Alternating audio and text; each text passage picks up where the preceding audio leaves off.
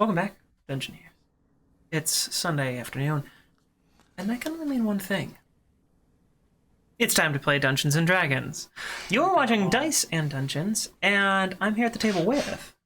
I'm David Wong. I play Nines, the Tabaxi Bard. I'm Nicole Bates, playing Soria, the Changeling Druid.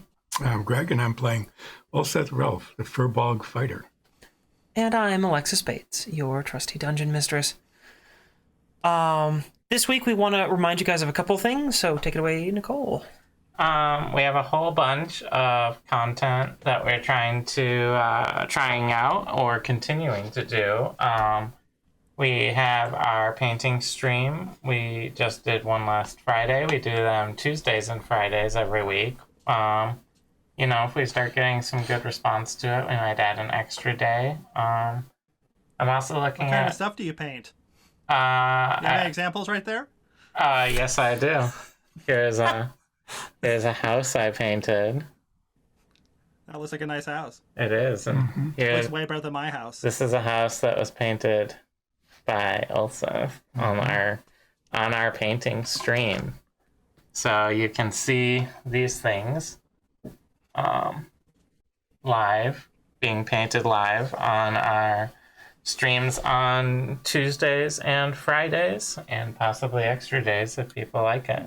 3 p.m. Eastern Time. Yeah, 3 p.m. Eastern. We usually go like 2 to 3 hours, because that gets stiff after a while. Otherwise, I'm also looking at maybe trying out a little bit of an art drawing stream at some point too. But we're still a little hazy on that, so. Yeah, we were talking about maybe doing a Monday kind of late morning art stream. Yep. Where when we start this, you'll get to see me learn how to do artistic things. And I will... I gotta see that. I will fail That would badly be at worth this. watching. This is... are you not entertained? So... You can watch me fail really badly at drawing, as Nicole, who's much better at it, teaches me how to do that. We'll be starting that Mondays some point here in the near future. Yeah. And On YouTube. We won't be streaming these. We are launching a new series, I think in 2 weeks' time. We'll have the first Hopefully, episodes yeah. out, called Dungeon Master Dailies. And they are a learning experience for new players and new DMs and experienced players and experienced DMs. Anyone who wants to hone their playing ability or DMing ability can tune into these. Nicole and I work on these scripts. We write them together, and I present the information to everybody. Little bite-sized videos about How to play, how to DM. We have combined more than 40 years of DMing experience between the two of us. And I've only DM'd 1 year, though. I'm just kidding. And you can reap all the benefits of our knowledge as we help new players learn what the game's all about and give new DMs tips for how to run a game and what to think of. So when we launch those in a couple of weeks, check them out. We'll be launching with a whole slew of videos at first, and then we will be doing 1 to maybe occasionally 2 videos a day. We'll be doing 3 and 5 days a week. So that's coming very soon, and we hope that you all enjoy those when we get them off the ground. Yeah. I think that's it we have for the channel announcements. Yeah. We're still hard at work on Patreon, so we'll have some info coming up with that. Yes, you keep looking at me for that. Yeah, I look at you Where because else are we gonna get the info from? I just want to make sure I'm saying it right, because I'm famous for being really good at making announcements. We didn't even mean to do this, but we are running a course on learn how to make better announcements with Soria. You're watching her right now, learning how to do this. Also, the what not to do part. But... You're getting better. I'm more of the goofus than the gallant in You are. the announcement game. You're getting better the more often you do these. Am I? You are. Okay. Yeah. So that's it for the channel announcements. Of course, as always, we have our continuing sponsor, Geekified, who is sponsoring today's show and all of our shows. Geekified is a tabletop gaming store out of Vinton, Iowa that meets all of your tabletop role-playing game needs. Perhaps you are looking for the new Dungeons & Dragons Forgotten Realms Magic the Gathering set. They've got that. Just launched earlier this week, and we're actually going to be doing a draft video with at least 3 of us, and maybe 4 if we can get a time where all 4 of us can get together. We'll be doing a fun one-time special draft because we all casually sort of kind of play Magic a little bit. That's like the most I can qualify our level of experience with. So that video will be coming out soon. And we got them through Geekified. They shipped them right to our door from Iowa here to where we record this in Michigan. So if you want to pick up some packs for this really cool new set, you can go online and order them now. If you use the link geekified.us/discount/dice and dungeons, that link is going to be posted in our Twitch and YouTube links. You'll get 5% off of your first order, and buying things through the link also helps support the show. So it's a great way to pick up that new set of Magic the Gathering cards, play some games with your friends, and help us out at the same time. So we thank you very much, and if you do pick something up, I hope you enjoy it. I have a stinger for that, but I don't know if it's very good until I say it out loud. Oh, go ahead. It's a loaf of fun. I quit. It wasn't good. I'm back. So, Dungeoneers, let's roll.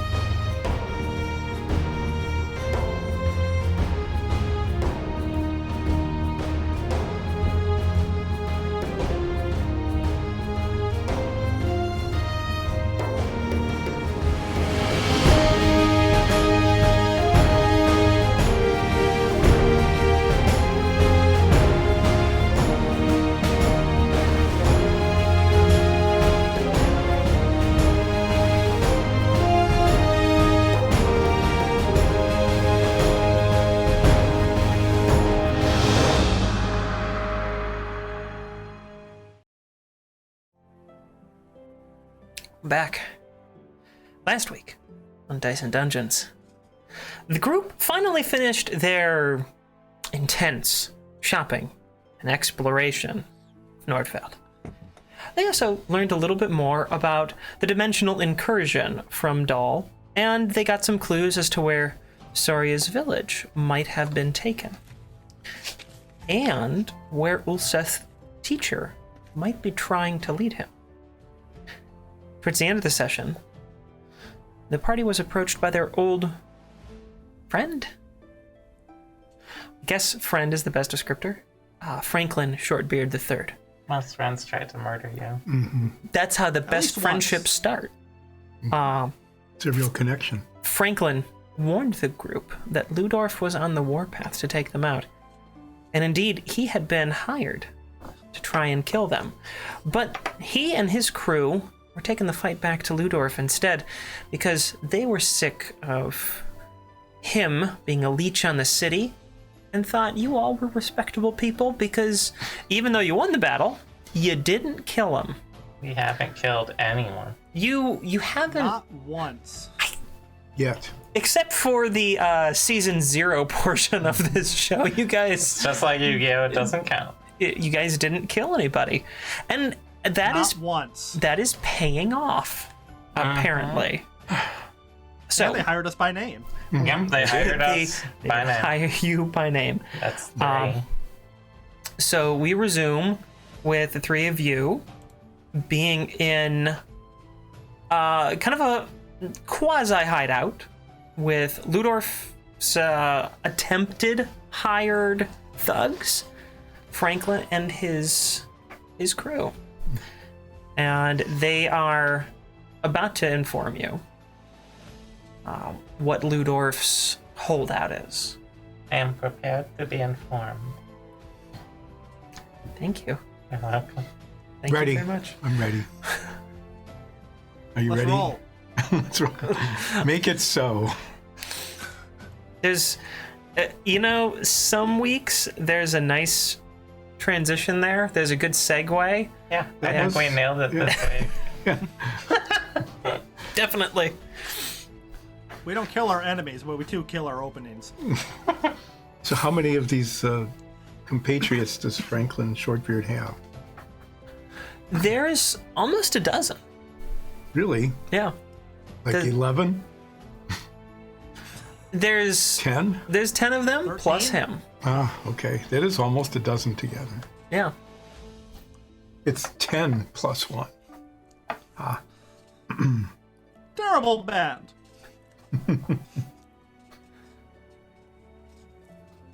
So they're like Franklin plus 10. Okay, 1 plus Still my 10. joke. So what does Franklin have to say? Technically, it's Franklin Shortbeard the third, so it's 3 plus 10. No. So there's a What does- baker's dozen. Not how math works. All right, just we be could mad. call ourselves that. The baker's The baker's dozen. dozen. Do you bake? Not yet. I mean, you do. I mostly cook. So what does Franklin have to say? We're having this conversation in front of them, by the way. I assumed I so. like it better than 9 plus 1. You, How? you all right. Yeah. We're just trying to The think ruining of... perfect name for group. 9 plus 1 is a great name. Yes, baker's dozen. Yeah, One of I us mean, leaves. Is it just dozen?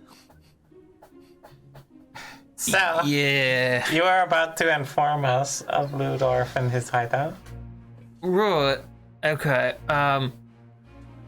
Ludorf is a few blocks further east out of town. Sorry, all just a really weird conversation. And No. You're a weird conversation. there's 3 houses altogether. It's on the outskirts. They're not super close together. It's not like these more centralized streets of the city.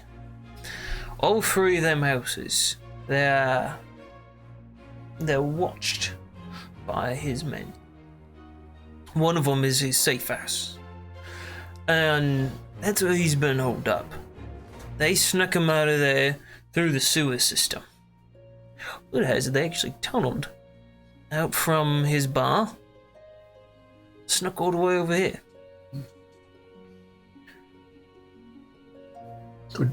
Could we use that tunnel to access the safe house? I mean, maybe, but you'd have to get inside the festival course. It's probably gonna be a bit tricky. See, to keep up the appearance that he's still there, he's got more than 3 dozen folks, all being muscle at that place. Do you know which house is the safe house? Yeah, we've been able to figure that out. See, all 3 of them got people going in and out all day, but only one of them's got food going in and out of it. We figure that must be where he's staying because nobody sees him moving around between the 3. And it could be he's sneaking with the sewers again, but it seems like that might be a bit much. They'd have to tunnel right up through the brick and into the houses themselves. So, And then the food would smell like sewers. yeah, pretty much. So we figure he's probably in the house where they're bringing the food. Are they using catering service? No, actually. Why would they use that? He owns the bar. He owns his own restaurant. They just bring the food from there. Have you ever eaten food from same restaurant over and over? Yeah. Lots. Well, you The don't sad- want to. It's terrible to do that. He stays at the status pony all the time. Yeah, I practically live at the saddest pony. Well, you should try this little pastry place we know. Yeah, what's it called? Le Petit Croissant. Yes, that one. With the weird language. And their sign is missing. It is being repaired. Well, we're there. Sounds pretty good. It's about, I think it was about 2 blocks from the Company of Blades Guild House. All right. Well, the boys, we have a good crescent. It's pretty good. We've talked about food already. Yeah. Yeah, We've quite met. a lot, actually. I would say that's a new record for you, but you talk about it a You lot. don't even know us. So, how far is it then to these houses? A few blocks east. Okay. It's not very far. Do we need to be sneaky? Well, that's up to you. Oh. There's a few different ways that we can try to approach this. See, if we just go in, well, blades rattling, it's gonna be a right nasty street brawl. Now, we should be able to mostly handle ourselves, but there's gonna be enough where we're gonna need the 3 of you to help out. We are of great help in street brawls. We could also... I could make myself look like Ludorf pretty easily. I don't know if that would help anything, but it's definitely a thing I do a lot. Well, at a minimum, it would confuse somebody. Well, I'm not entirely certain there's gonna be the best help here. They're fairly certain he's inside. As they're guarding him. Yeah. I don't think you're He gonna wants catch to him off sneak guard out to with go that to one. another restaurant.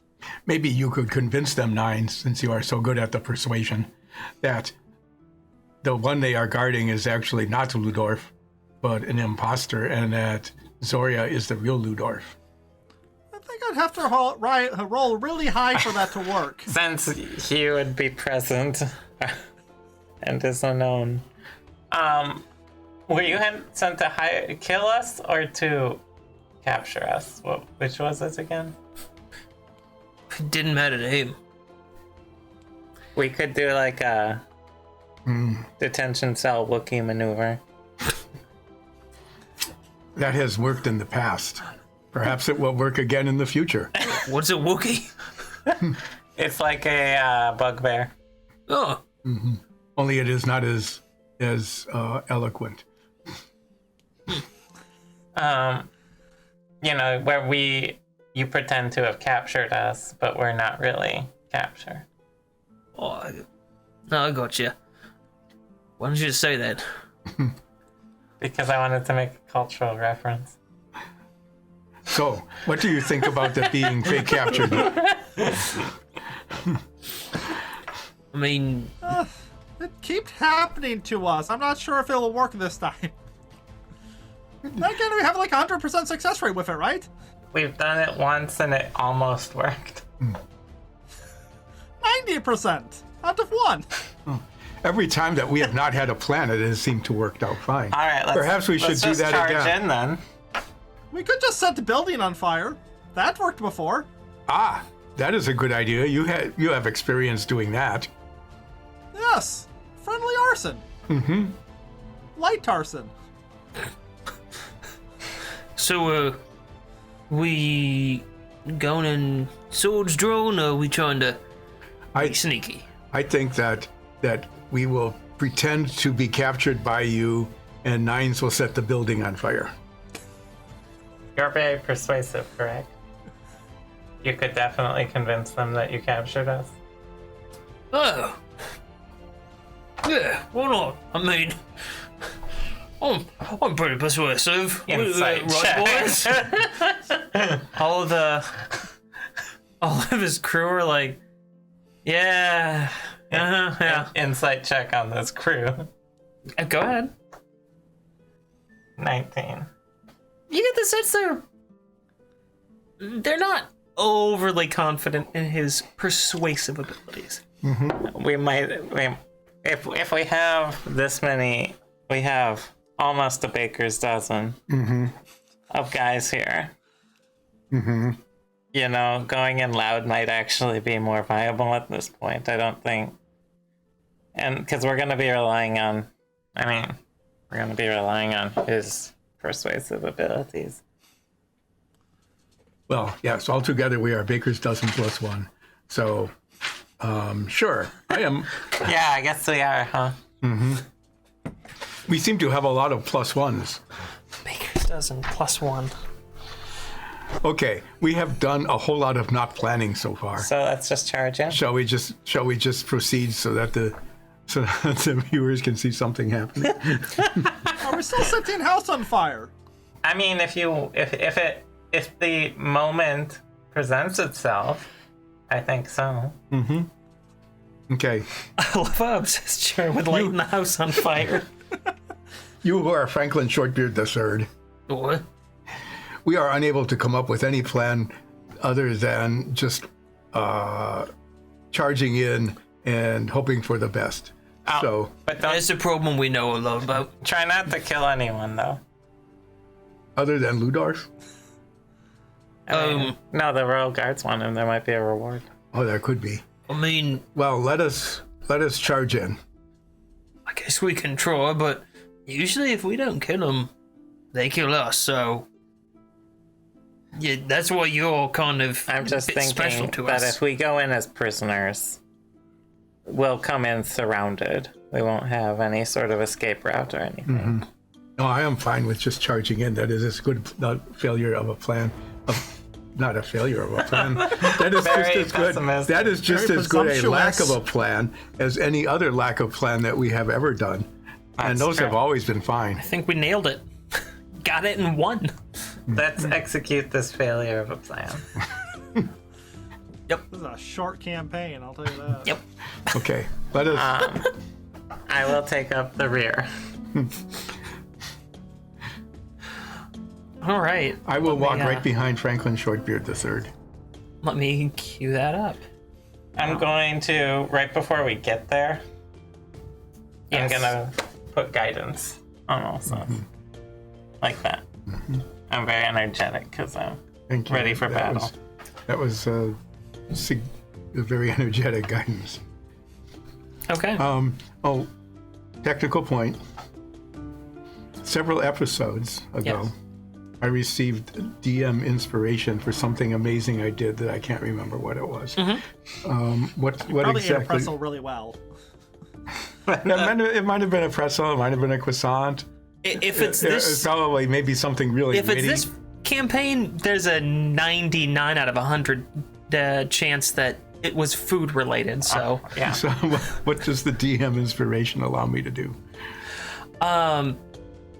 I usually rule that as because since we're into education on this channel, DM inspiration can be handed out by a DM, and the rules for what that means can be set by the DM. Oh, so I can call down an angel, a fiery sword angel, to No, smite it's our set by enemies? it's set by the DM, not you.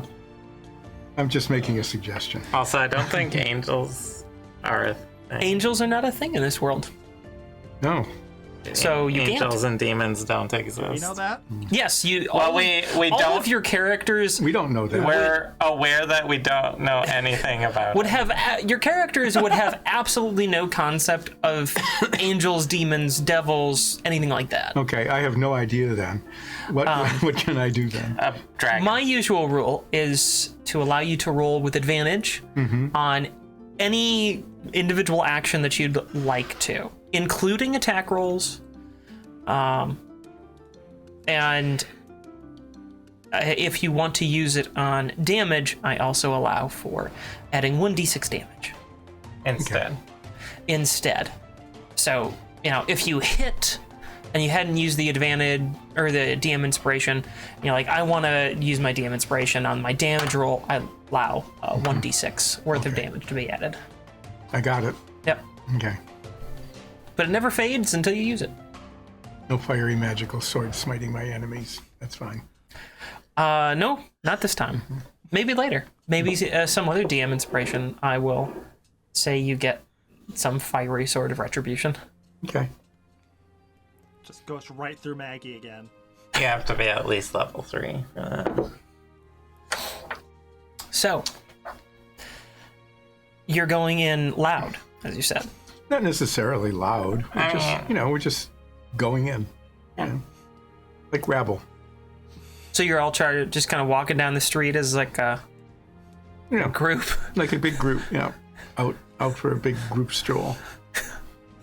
We'll do it like a Just me and my 11 friends grabbing our weapons and walking down the street. Yeah. It's like a Western. Yeah, or like West Side Story. No, not West Side Story. When you're a You jet. should challenge them to dance off. Maybe that'll end in less bloodshed. Are we there yet? The crew is... We don't sing along. We're just kind of randomly talking. I mean, not as a group. We're not doing like a group song. It's not like a chorus. We'll do bullywug throat singing. There's no one in this group that, Franklin and his guys, that know how to do bullywug throat singing, unfortunately. Okay. They're getting themselves ready, putting on their armor, getting their weapons right. Mm-hmm.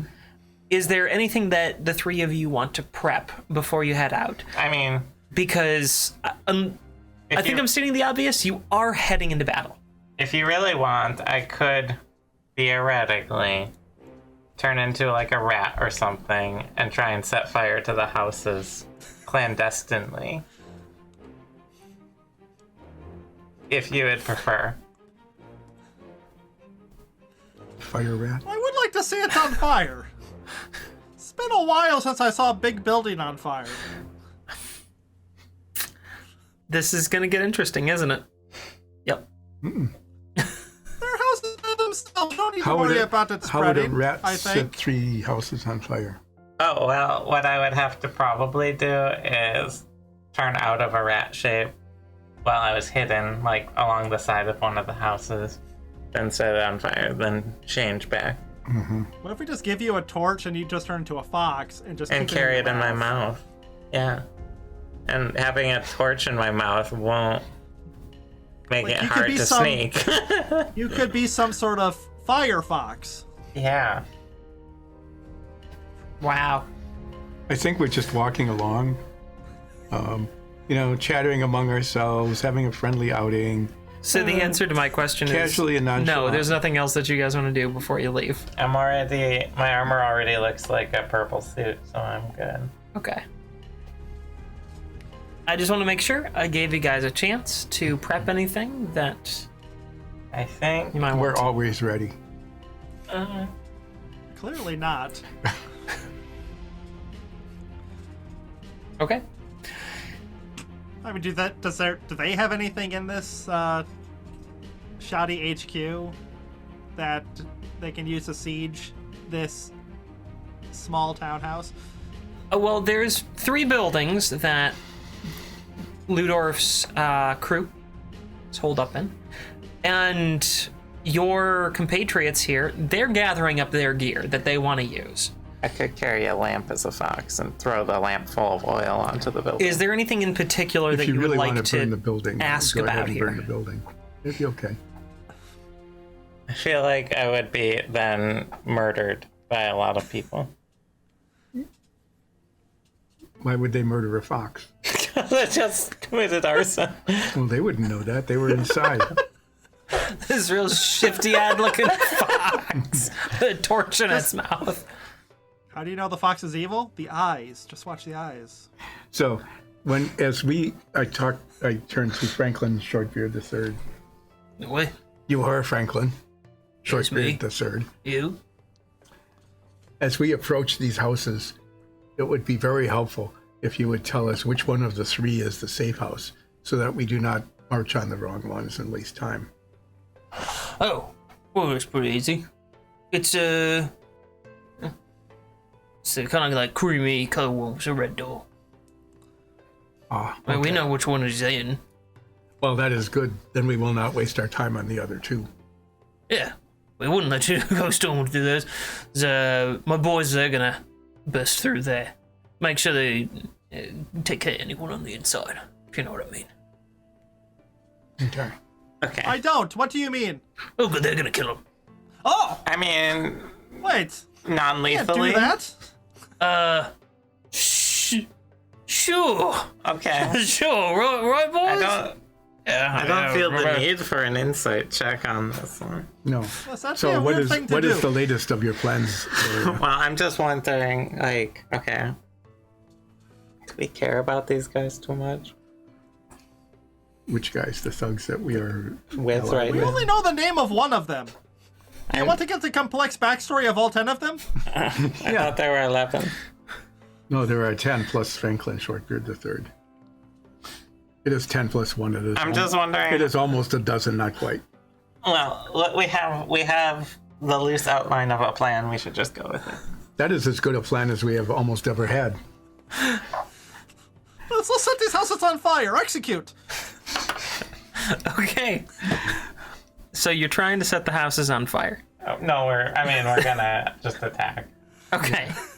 We, I just wanted see how the clarity night on what you're goes. doing here. Yeah, we don't know how everything's gonna shake out yet. All There right. might be some fires. Okie dokie. we do have one advantage. The door is relatively small, and not very many people can come through the door all at one time. So if we gather outside the door and they attempt to come out, we will outnumber them something like 14 to maybe 1 or 2 at a time. Possibly. Unless they go out the windows. Then they would have to break the windows that would be vandalized in the building. That would like take an entire turn to break window. It may do that. And then they could cut themselves very Where badly are on we the shards there? of glass.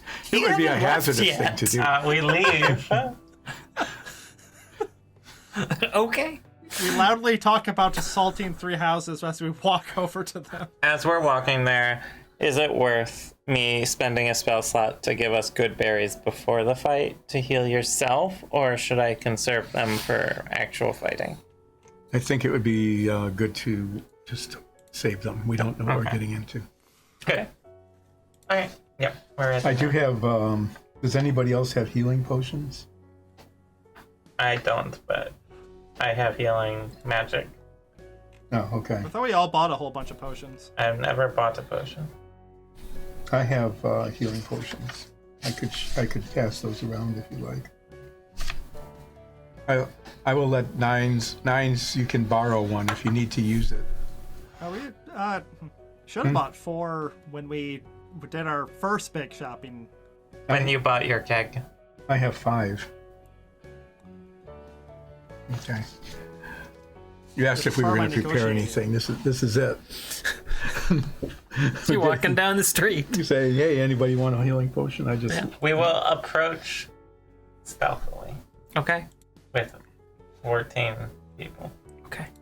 Mm-hmm. I'm not gonna make you roll a stealth check unless the 3 of you specifically hang behind and try to be stealthy, because the rest of them aren't. I think we're like the strike team, you know. mm-hmm. So they go in, distract, and then we do the precision strike As on we the burst house. through the front door Yeah, and non-lethally kill everyone in our way. exactly. If we don't set the house on fire first. You're doing really well.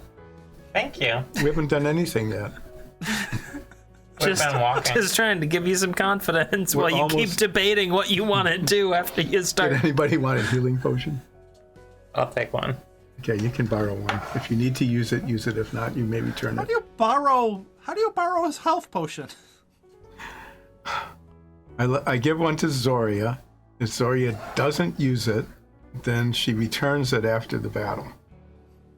If I do use it, then you have to wait a little while.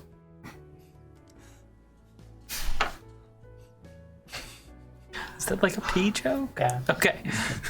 So Are we there yet? Are we at the door yet? if you want to finally be there, since you said you left, you can be now. And as soon as it seems like things are going down, that's when I cast guidance. Because it's a minute long.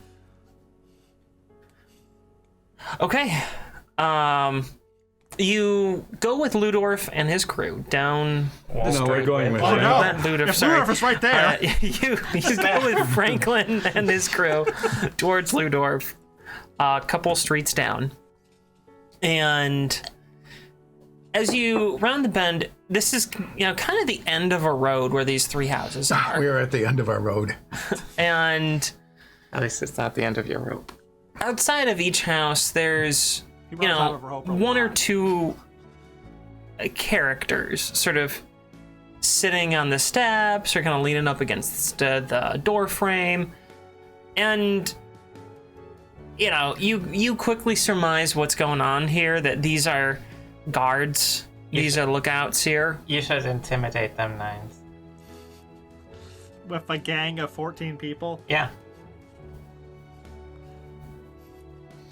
Is that the plan? Are we just gonna go up and intimidate them? I mean, yeah, if we can scare a few off. Alright, we all just walk up to the door and I go to talk to them. So you're just sort of getting out in front of your The ba- posse The baker's dozen plus one. and the baker's posse. Sorry. And you're just Nines is now out in front of this big group, and you're just sauntering up to the first guards you see, basically. Yeah, basically. Okay. That seems to be the plan.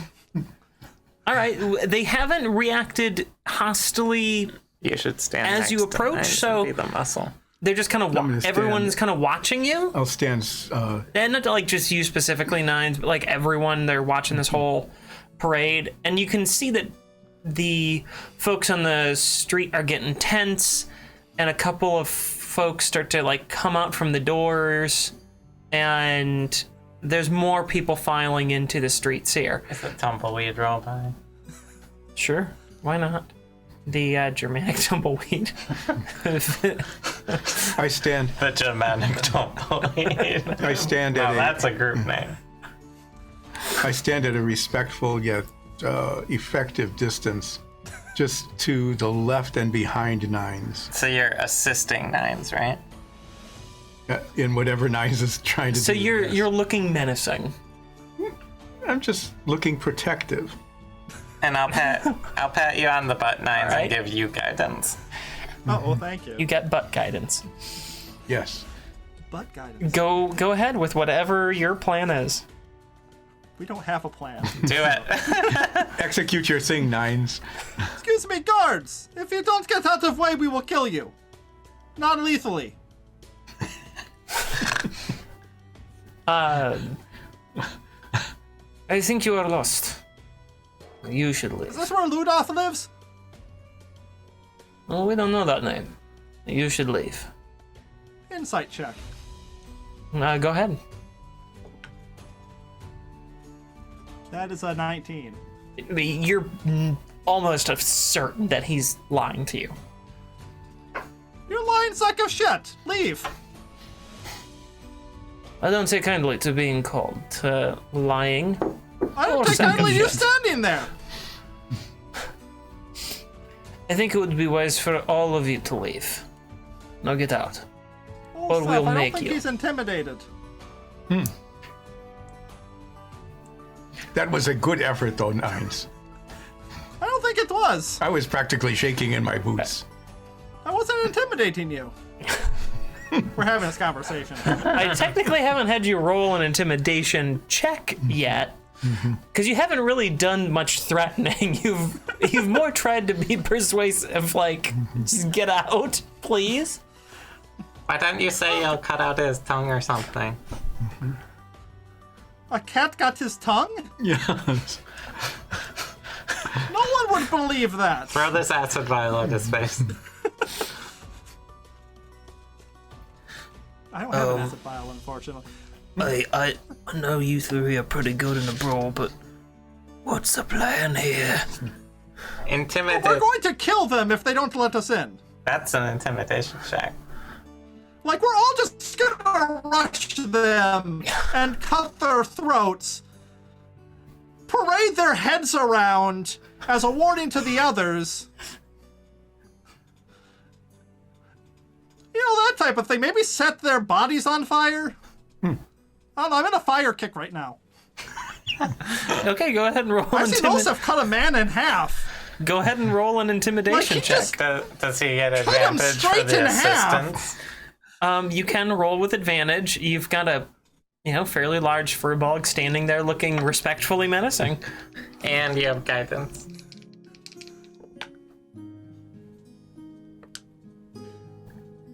Intimidation is +6, so that is going to be a total of 21.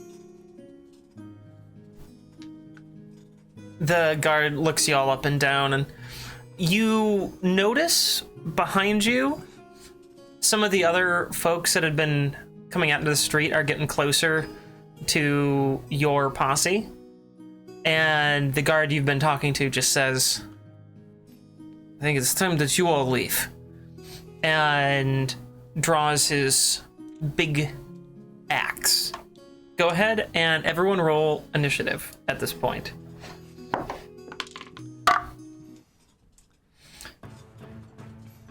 And I am going to set up the map real quick. Hang on. We're gonna make her roll so many dice.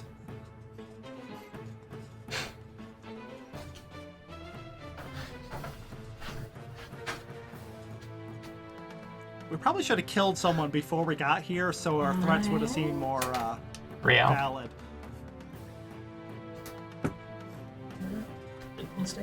There we go. Would you mind kind of popping y'all in there? Is this the guy we were talking to? Which direction? I thought he was in the cream-colored house. Yeah. The guy you were talking to is there, though. Mm-hmm. So you guys would have been. Nines. And I'm just behind him.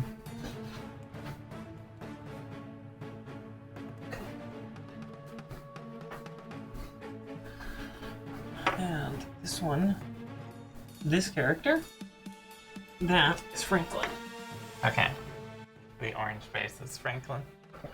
Yep, and now that that map is set up, I will bring up the group map. So the orange base is Franklin Shortbeard III. He is on your side, so you won't have to fight him. And can I have everyone's initiative results, please? I got an 18. Okay. Not good. Ulseth.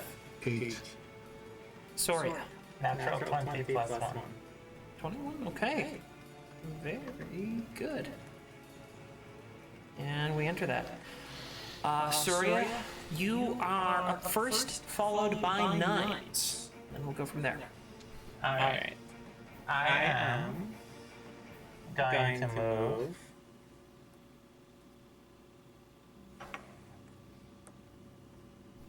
over here. Probably off camera a little, but I'm going Yeah, to you are a little bit off camera, but it's pull alright. out my thorny vine and start things off with a classic thorn whip.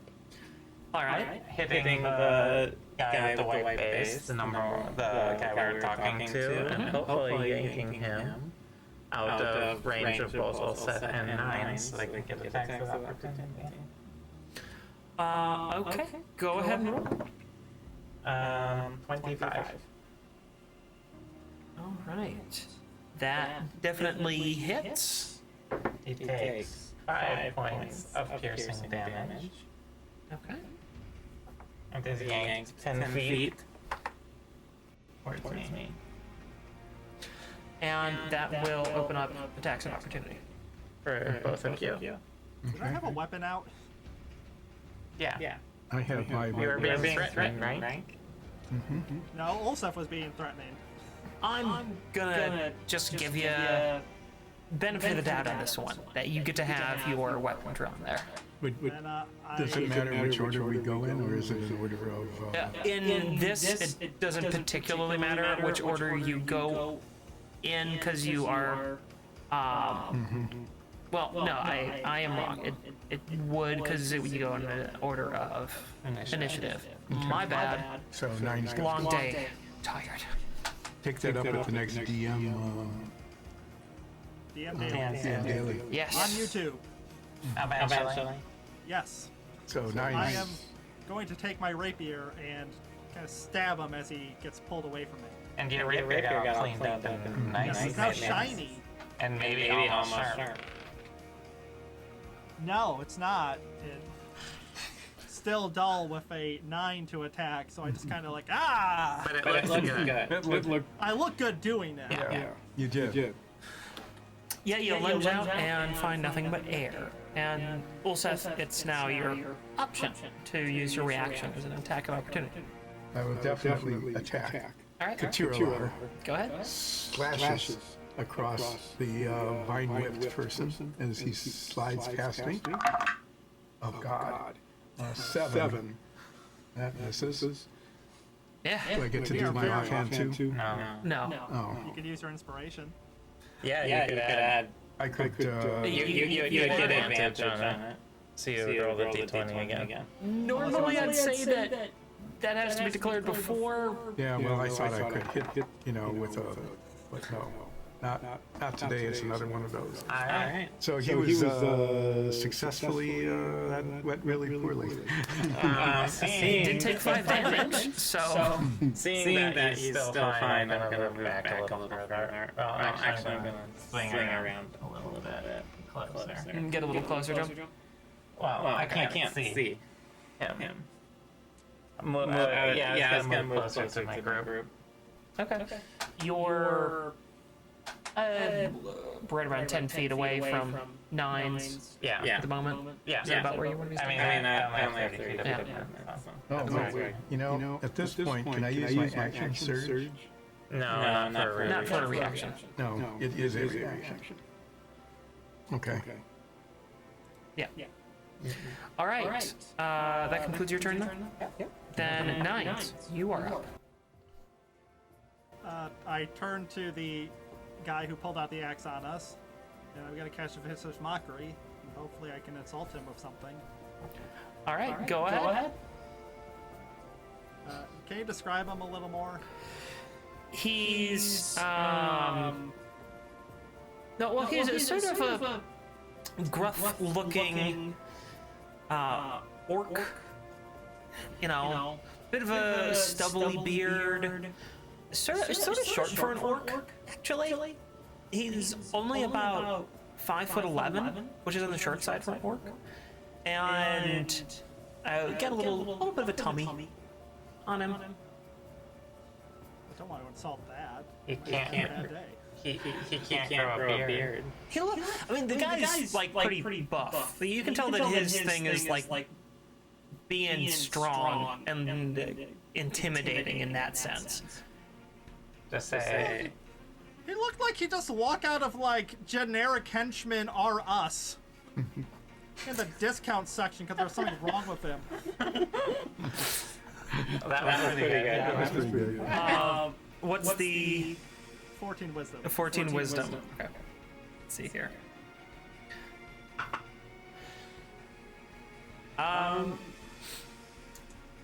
He kind of looks over at you and goes, "Oh look! Oh God, and this look! I put it together for a while Working now." harder. Go ahead and roll for damage. That's going to be 3 psychic damage. All right. So he's taking 8 now. Yeah, it's taking 8 damage. And for a bonus action, I am going to give some bardic inspiration to Ulseth. Ulseth, listen to Ocarina. That is exactly like the last one I had. This is not changed at all. I am listening. Oh. That was very That was inspirational. it. You're inspired now. I certainly am. Perhaps I will do better than rolling a 1. Anything else you'd like to do? I think you still have movement. Stay where you are. No, I'm good right there. Surrounded by a posse. Okay. Invisible posse. To give people a little bit more idea of what's going on, the whole group is now throughout the street, brawling and fighting with each other. So everyone's sort of broken up and is fanned out, and there's all sorts of micro fights happening. And this is our microfight. Yeah, you are. This is one part of a larger brawl. That's what's going on. But I thought it might be a little bit boring for everyone involved to manage 20 plus NPCs at the same time in a fight, and mostly Use your civilian imagination happening. to think of that fight for Yeah. most of it. So that's what's going on. It's like two baker's dozens. It's another guy who you had insulted, turn, and we're gonna call him Axeman. He's got an axe. Generic that's name kind for generic man. he's got kind of a big axe. That's his signature. He's Axeman, and he's gonna move towards Nines, having been the recipient of a vicious insult, and he's gonna take a swing with said axe. At said disadvantage. Yep. What's your AC? Nines? It is 13. You make it by one. So he swings out, and good thing he had disadvantage because the other one was a nat 20. Swings out and That was very good. That was almost like cat-like reflexes. goes wide as you just dodge out of the way, and you feel that blade brush across your whiskers. Are they all there? Any of my whiskers? No, it doesn't trim any of your whiskers. Yeah, whiskers are so steep. And that's going to be... Yeah, that's going to be his only action. So now his buddy, which is down at the other end here on the blue base, is going to charge forward and face Ulseth. And his buddy, who's also wielding an axe, although not quite as large as Axeman's. So this is a small Axeman. Takes a swing at Ulseth, and what's your AC, Ulseth? 15. This one does hit. So you take 6 damage from a pretty solid blow from this axe as it cleaves into the side of your armor, and you think maybe it has mildly like sprained or even dislocated your shoulder a little bit. It hurts pretty bad. Oh, that hurts pretty bad. But that is all he does, and it is now your turn, Ulseth. Okay, I need to see how we're here.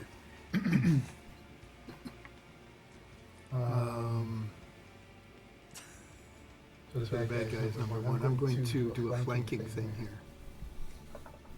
You will provoke an attack of opportunity. Oh, from Two. number two. Just so you know. Ulseth is taking so much of the DM screen right now. Mm-hmm. I will, the guy who hit me. Sorry. No, you're fine. I am behind the house. I can't see where I am. You're You can fine. temporarily. Alright.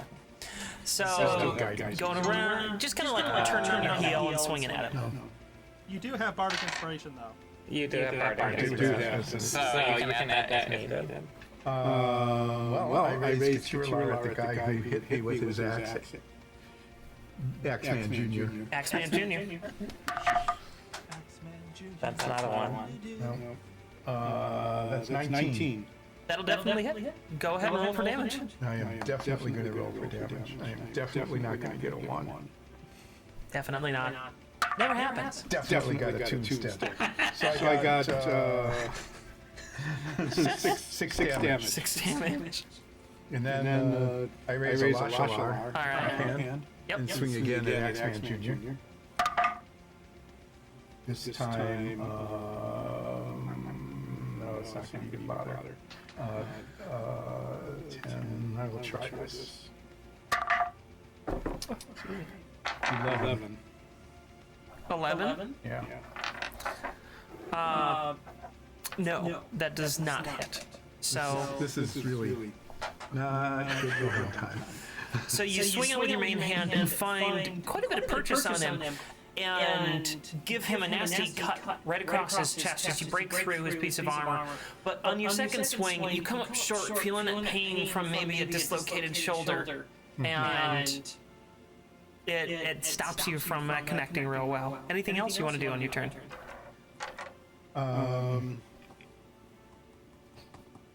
I'm actually going to use my action surge now. Oh, okay. A whole nother turn. Yeah, go right ahead. And I get both weapons again, right?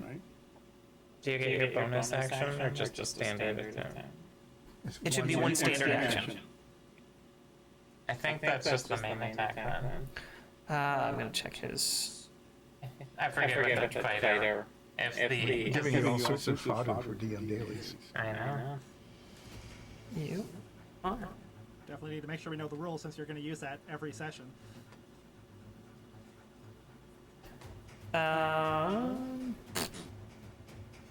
You will get one, I believe.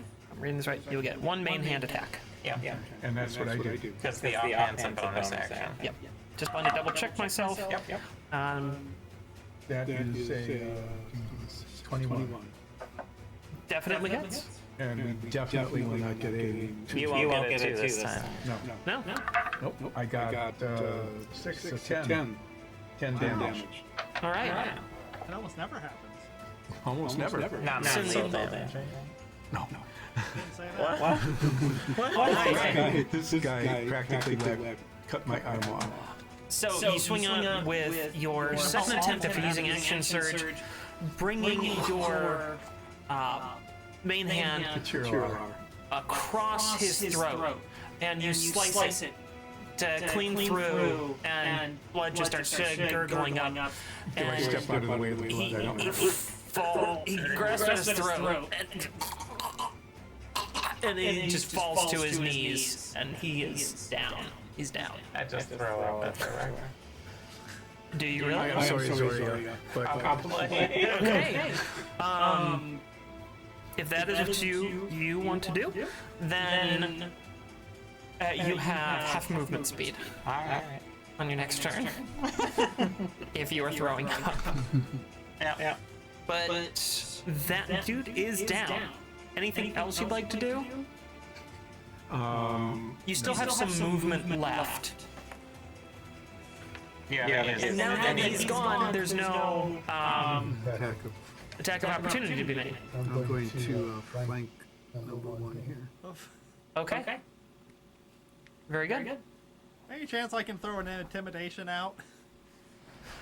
On your turn, maybe. On your turn, I would allow it as a bonus action to try and intimidate. If you wanted to use a skill check thing. For now, if that's the end of your turn, it is Franklin Shortbeard III's turn. And Frank is going to move across the way to the guy with the green base. And look at him and go, "I always thought you were an asshole." And take a good swing with his... Franklin, you've maybe never paid attention to it, but he's got this old club that's just sort of knotted and has this red hue at the end of it. And he takes a swing out and connects with his victim there, dealing... Wrong the die. There we are. Now, dealing a whole bunch of damage, but does deal some damage, and he swings out again, connecting once more, dealing this time a bit more damage, and Franklin's sort of a vicious... Franklin is sort of a vicious guy, and you hadn't noticed, but he pulls out this hidden dagger from his side, and stabs this other character in the side, dealing a whole bunch of damage in a round. So he takes his club, Old Reliable is its name. You can see that etched on the side, and across the side of the face a couple of times, and then he stabs him in the kidney with this dagger. And this is a street brawler. I am certainly glad that Franklin Shortbeard III is not attacking us. And The adventure shifted very suddenly. it's breaking up with my sister. And it's now the guy he was attacking. His turn. So He slashes back at Franklin. They're just getting into it at this point. Once, twice, and he only gets one connection on Franklin. Now, with a scimitar that he pulls from his side, he comes across, nicks Franklin in the side of the face, gives him a little cut here, and it doesn't seem to faze Franklin much at all. But he swings at a couple more times with his scimitar, and then he too is trying to now stab Franklin with an offhand dagger. They're both cutthroats here. So that brings us back up to the top with Soria, who has half movement speed from throwing up. Let's just step over here. And, cleaning up a little. I'm mostly moving to get away from the spot that I was standing in. Sure. And I'm going to call upon some restorative energy from the Feywild and use Balm of Summer Court on Ulsa to heal you for 1 hit point. But you also get one temporary hit point.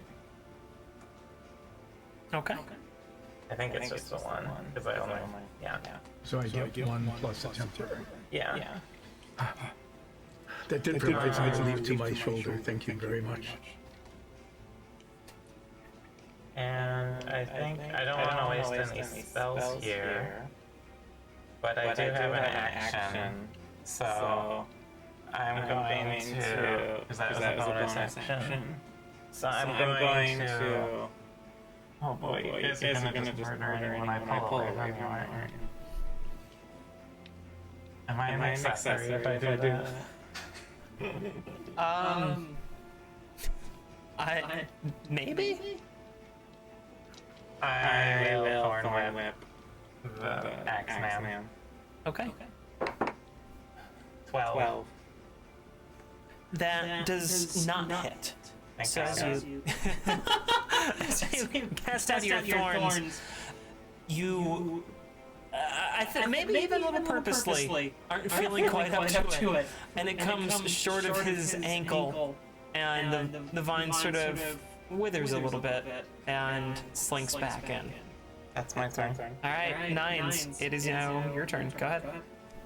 I'm going to try an intimidation check now that there is Nulsef covered in blood.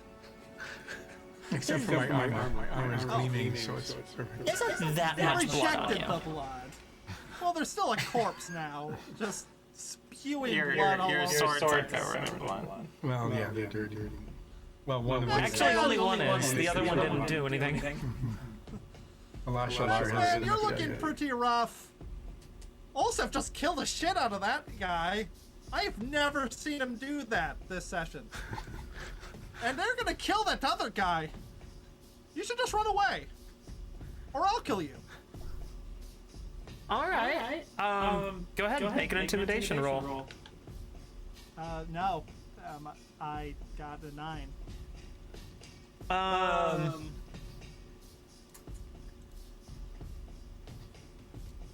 Yeah, I don't think that would overcome his situation. So I'll call that your bonus action. Alright, so I can't just inspire one. So I'll stab him with my rapier. Is it just +2 with flanking? It's advantage. You get advantage on your rolls. That is going to be a 18 to hit. Yeah, that hits. Go ahead and roll for damage with your rapier. That's going to be 8 damage. Pretty good for your rapier. Wow. I actually rolled pretty well on that one. Ace. And I have 2-weapon fighting, so I'm going to scratch at his face with my claw. Well, that would be our bonus action. That would be your bonus action. So Oh, I'm sorry. that's all right. Anything else you? Okay, so you're done. Can't really do anything else. Well, I guess I could back away, but I want to provoke an opportunity. and it would. It's now Axeman's turn.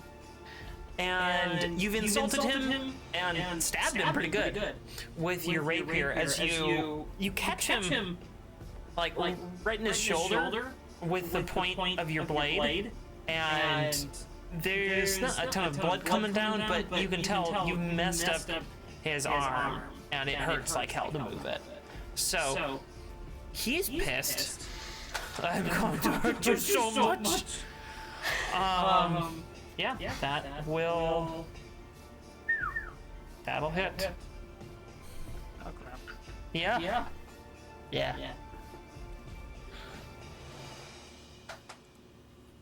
You take 11 damage. Oof. Then you be grateful. That was a crit. That was a nat 20, and So he rolled 2 nat 20s on me, is what you're telling me. yeah, but you had insulted him, so I didn't get the first one. That's because otherwise I'd be dead. Yeah, That's why you always insult everyone. I'm and gonna stop stabbing things. that is his only attack. So Ulseth, it is now your turn because Olsef, kill him! Axeman's too interested in killing Knights. You who are orc, who is poorly dressed according to Nines. He's generic. You are like black and white barcoded orc. Whatever that is.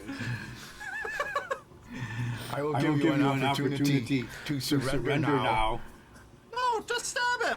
or you may suffer the same fate as Axeman Jr. Are you using your bonus action to try and persuade him here? No, I'm just asking him to. I'm flanking him. Oh, Okay. he doesn't seem interested. My raise material R with advantage, correct? Yeah, because you're flanking, you have advantage. That will be, I don't know, 14. That hits. And this will not be a 2. 11. 11 total. 11 damage on the first hit. With material R. Yeah. Okay. Go ahead. Because I'm assuming you're making your second attack. I raise a martial R, All right. and I will say, for Zoria's sake, I will attempt to do non-lethal horrible damage to you with my offhand. Despite the fact You see how much damage he did to me? If I had to put a number to it, it would be 11. it doesn't have 12. The damage went up to 11, Olsef. I know. I'm rolling. It just makes 10 hurt more. Again, your shoulder comes up a little short, and you find that you can't quite reach him. It hurts too much to reach out that far. I'm sorry, Nines, but my arm seems to be badly damaged, and I am not wielding a martial art as I usually do. Anything else you'd like to do? No. Okay. All I do, other than look at him sternly and wish that he would quit. All right. It's now Franklin's turn, and again, Franklin lashes out, screaming, "You've been resistant for a week!" As he tries to attack this other individual. Only connecting with the dagger this time, but still connecting once more with the dagger as his two swings with his club come up, and this guy's kind of starting to dodge him left and right a little bit here. And the bandit he's fighting swings back at him. Taking that one misses. That hits, and that is a crit. So he No, poor Franklin. Too many people. I do not like our DM's dice right now. No. I'm getting like low single digits, and somebody's getting 20s. sorry. Sometimes it happens. Sometimes it happens. So he deals that. Okay. These are the guys outside of Ludorf. Yeah. Maybe they sent the most powerful ones outside to protect the weaker ones All inside. right. This would be a good time to set up. Soria, it is now your turn again as Franklin and this other street brawler. They're in their own little world of, ex-girlfriend's brother really doesn't like you anymore. Alright, I'll take a step back over this way. Okay. And I'll cast Thorn Whip again. 22. That hits. Who are you targeting? X-Man. Okay. It hits either one, but wanted to know which one. 6 piercing damage. Non-lethally. I'm targeting his leg. Okay. Sure. Because I'm trying to drag him. I'll say that since you're trying to do this non-lethally, I'm just gonna sort of fudge it a little bit to make it how you want it to be. I knock him over. Normally He this gets is knocked out. like you're stabbed with these vines and like hurts a whole bunch. Instead, I'm gonna say that because you're trying to do non-lethal, you wrap this around his ankle, pull him backwards, causing him to fall forward, hitting his chin on the ground and knocking him unconscious. He's provoke an attack of opportunity. He's out cold. Technically, I think technically no, because he's unconscious and unable to like do anything. Yeah, he's out of combat. At this point, it is like a table being dragged across the floor. I think some DMs might roll another way, but to avoid unnecessary gore, because you guys would get advantage. You basically get a coup de grace and you guarantee kill him. So to avoid further gore and blood, for the sake of Soria, since she's trying to do this, I'll say, in this case, no, it's like a table being dragged across the floor. and then I'm going to use my bonus action to call upon Feywild Energy again, and 9 to get 4 hit points, plus 1 temporary hit point. I guess we know who the dice is more. D6s. Anything else you'd like to do on your turn? That's everything I can do. All right. Nines, it's your turn, and then it'll be Ulseth after that, because the other two are out of combat. I pull up my rapier and I look at Soria and I like poke point at Axeman. I'm like, eh. No. No. I throw my rapier on the ground.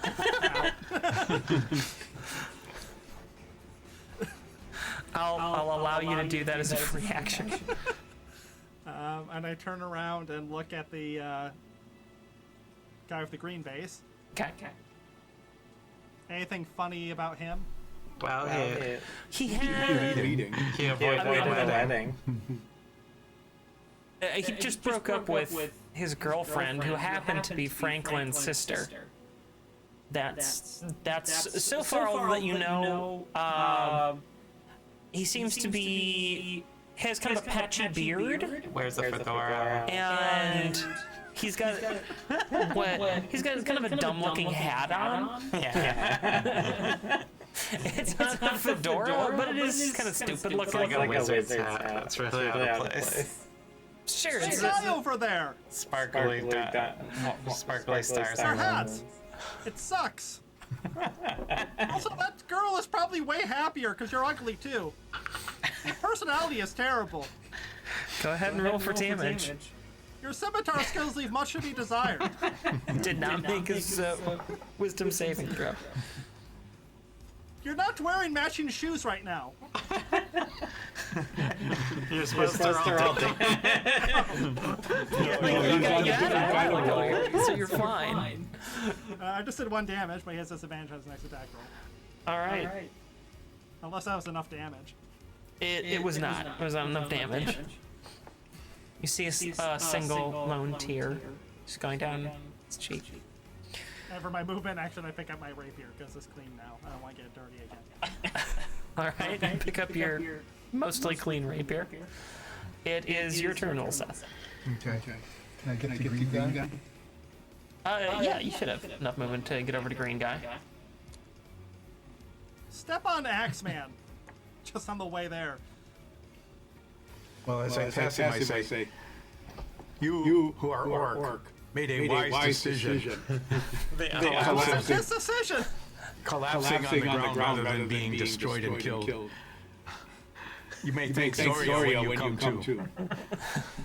There's just sort of like a thousand mile stare just like off in the distance right now. Totally glazed over. So, He's got a massive concussion. in keeping with in keeping with am I flanking? You are not flanking. I think you have enough. No. Can't get there. No. Okay. In keeping with the idiom of Zoria's, Non-violent. it turned to my You're very stomach violent. in a very bad way to watch Zoria throw up at the demise of the person who practically dislocated my shoulder. But in keeping with her wishes, I will raise Getirar and attempt to do non-lethal but significant damage to Green Bay Scout. Wait, are you saying you were upset that I'm anti-murder? No, I was upset that you threw up. 22. That hits. Priorities. Go ahead and roll for damage on that. And I do a massive You rolled a 2. 6 non-lethal Throw damage. that dice Okay. out, Ulseth. I'm guessing you're making your second attack. And I raise Alashalar as much as I can. You've been struggling. That shoulder's been a little gimpy since it took a blow. Hitting 20 total. That also hits, so you're overcoming the discomfort and lash out. And of course I do. I did 8 damage with Alashalar. Because that's usually what happens. Yep. Your main hand is good for a little, and your offhand is good for a lot. Even when it's severely damaged. So you swing out with your main hand and cut him along his arm a little bit, but you catch him. Instead of trying to really like swing out far, you adapted your strategy and instead kind of swung your whole body to overcome that pain from crossing over. It does hurt. It's And very bad.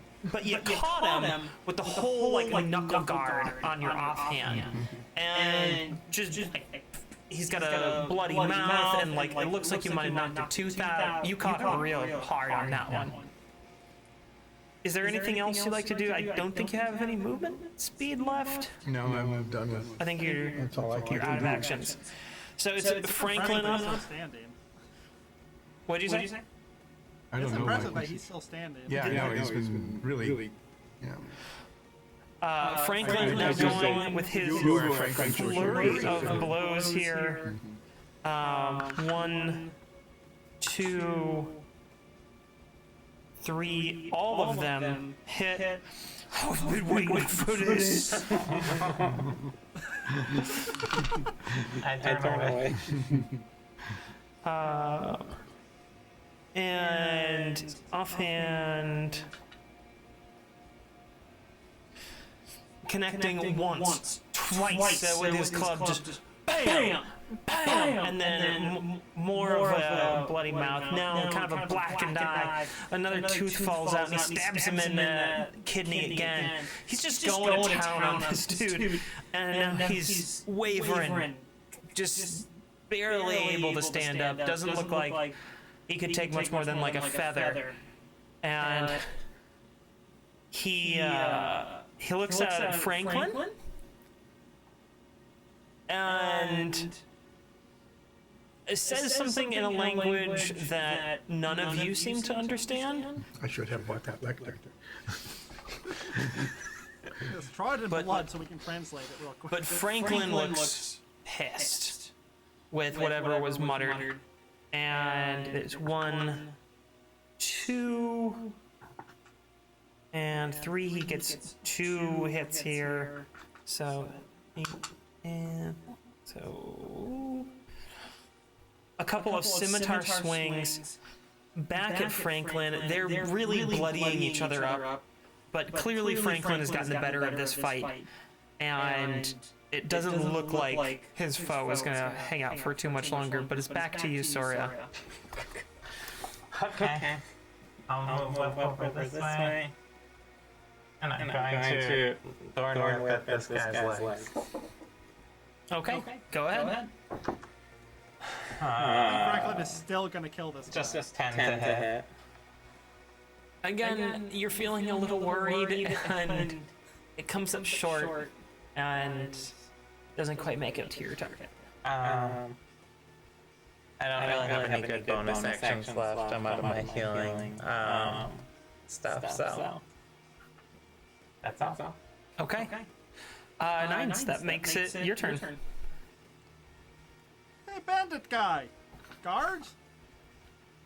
You suck! I'm guessing you're using Vicious Mockery? Yes. I mean, you could just be saying that. Go ahead and roll for damage. 1 damage. It doesn't really seem to phase him too much at this point. He's already having a rough day, and it's not going well for him. Go ahead, Pulsep. It is your turn. Unless there's something else you want to do, Nines. Sorry. No, well, I think I have to attack once with 2 weapons. So I'll just stand there and be angry that I didn't mind crush him. All right. I risk a watching him bleed and stagger, and very gently and non-lethally whack him as hard as I can With the flat of the blade at the Chiralar. And you can also do one of those like hilt whacks. Yeah, I do a hilt wax. I should wax my hilt when we're done with this. I got a 17. Okay. That does hit. Go ahead and roll for damage. Oh, good. 5 non-lethal wax hilt damage. Is that the minimum amount of damage that you could do? Yes. I could do no less. I'm pretty sure that I was pretty sure going into this that would be impossible for you if you hit to not Knock him out. knock him out. But fortunately, And you did. You did knock him out. oh, I did. It literally was impossible if you were to hit with your main hand. You club him and he just goes and then falls to the ground. It's sort of a mess. Franklin looks at him and kind of cut up. He's got a couple of injuries that he's bleeding from, but Franklin just looks at him and goes, "Nobody leaves my sister. Not like that." And spits on him. You are now out of combat. The brawl around us. The brawl around you is sort of ebbing. You all have clearly won the day. There's a couple of Franklin's crew that are nursing some injuries. One looks like he got messed up pretty badly. But you guys have taken the street, and you're now in control of that. So, what would you say both of your hit point situation is? I'm at I'm gonna 9. have one of my potions. Yeah, you're pretty badly off. I'm just going to use my second wind at this point. okay. Takes a full action to do that. And what do you get? Well, I'll probably roll a 1 or a 2, so I'll gain at least 2 hit points. Well, the minimum that you can gain is 2. 3. No, 1d10 plus 1. 1d10 plus 2. Because of your level. 2. Yes, because of your level. Ooh. You have an outdated character sheet printed off over there. Yeah. And this is why I have everyone's character sheets on my Well, tablet I'll here. get at least 3. Bare minimum. Yeah, that is the worst you can do is regain 3 hit points. And I regained 8. All right. While they're doing that stuff, I'm going to just administer medical aid to anyone I can. Okay. And I actually rolled 7. On your my, potion. on my potion check. All right, you regain then your 7 hit points. You are able to bandage up the couple lacerations on Franklin, so they're not bleeding anymore, and you're able to stabilize a couple of the others that are like kind of freaking out. But there's one that's in pretty critical danger here, so I want you to make a medicine check on that. All right. Okay. Medicine 25. You look over his wounds, and he has a really nasty gash in his like torso.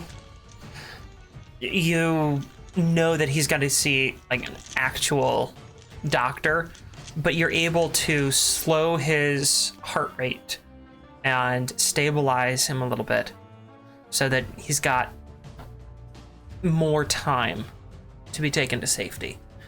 You give some basic instructions to his compatriots, and they run off with him to get him to someplace that That medical assistance extends to Axeman and... Okay. Well, the junior Axeman I know. is not making it. Axeman is... yeah, you can take care of him pretty easily. Sort of sit him up and I mean, you can tie him up. treat him. Well, yeah, we Make a- bind him. Yeah. We bind his arms A rope. Make a medicine check with a on short length of my rope. ex-boyfriend. 24. Okay. You're able to also stabilize him, but you know that he won't last much more than like an hour or so, because Franklin stabbed him in the kidneys quite a bit. He's gonna need some pretty Should have serious Franklin medical send him care. to the doctor. Well, why don't we send him with the crew? Make a persuasion check. Any one of you can make this check or assist whoever wants to make it, but you are telling basically rival gangs, help each other out here. So whoever wants to try to We're be... all in this if I together, assist- It's the guys. system that's put you in this place. I'm guessing someone's assisting, I'll assist. so you can roll with advantage here. I didn't use guidance, but I did get an 18.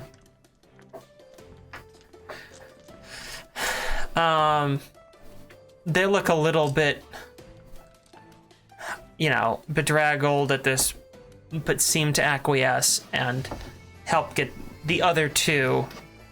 There's a lot of other ones that didn't make it. I don't see them. But these two in your fight, they take them off to get some Alright. attention from a doctor. Do we want to try and... Since things seem handled here, you two got healed up pretty good. I'm at full health. Okay. You're pretty good, Nines? Yeah, I'm at full health too. With that Oh, roll. alright. So we have Ludorf cornered in this house. Do we want to Ideally. burn him out, or do we want to go in and hopefully reclaim whatever sort of fancy stuff he might have stored away with him? Oh, fancy stuff. I'm just he has like fervent tech and stuff. How Also, long he is a went run short away in rest? sewer. A short rest is 1 hour. That's a long I time think to we should sit just out go here. in. There was Yeah. kind of a lot of noise. Yeah, there was a lot of commotion. Yeah, he probably is aware that something was going on. He also outside has his door. like an escape tunnel that he had escaped back to the festival chorus, which he can't get out of, but it's... So we're probably better off just going in now. I opened the door. Okay. It is good to have a plan, Nine. Give me a moment to set up that combat. Nothing bad is gonna happen here. I like that it's you opening the door.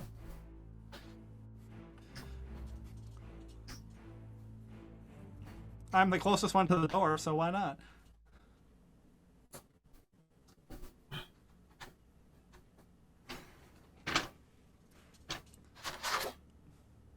Man, that house got a lot bigger. It's like a TARDIS. It's a visual representation. Can you move it a little higher up? Perfect. Alright. One says that's good for him. Okay, so Nines is right at the door. Presumably, I waited until you were near me too. I am, at my usual protective location there. Respectful, protect. Respectful but effective. Did Franklin Franklin the stay third. with us or no? No, he's getting medical attention. Franklin sticks with you guys. Even in his terribly wounded state? Yes. Wow. Grabbing. How much alive is he? Franklin looks Yeah, did we do any a healing on little him? worse for wear, but not awful. Would a healing potion be necessary at this point? I mean, we don't know his health. I'll ask Franklin if he would, if he feels it necessary to have a healing potion.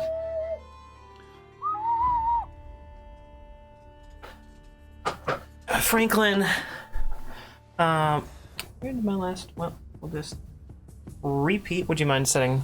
We'll repeat using a character there. Where? Over on the far side near the windows. Okay. Yeah, about there is good.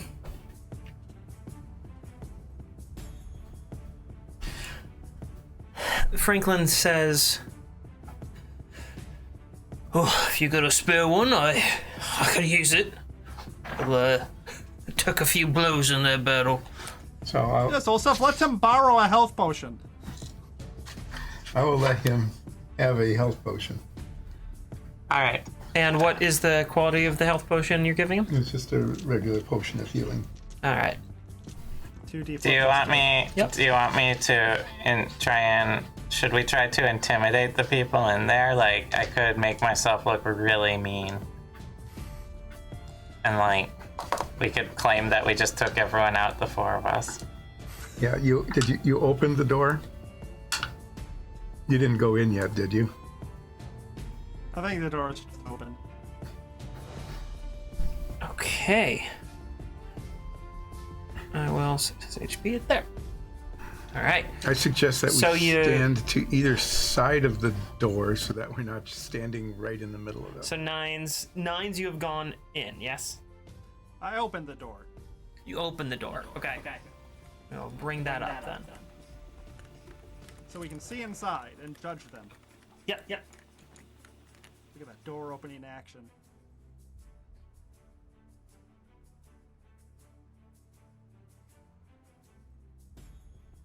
We judge them harshly. And I go, we just took out all your guys single-handedly.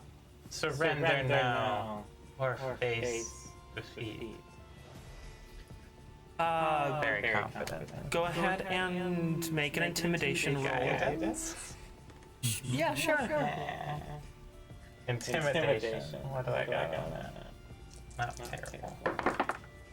Could be worse. That's kind of, there you go. I got a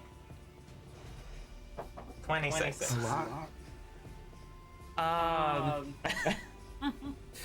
They don't like back down, but they do look a little nervous here. They're kind of, looking, side to side at one another.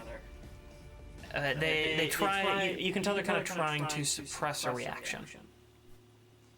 And Also, then you should just kill that one over to the right. He looks weak. With that, the one on the right says, "All right, let's do our jobs and roll for initiative." Okay.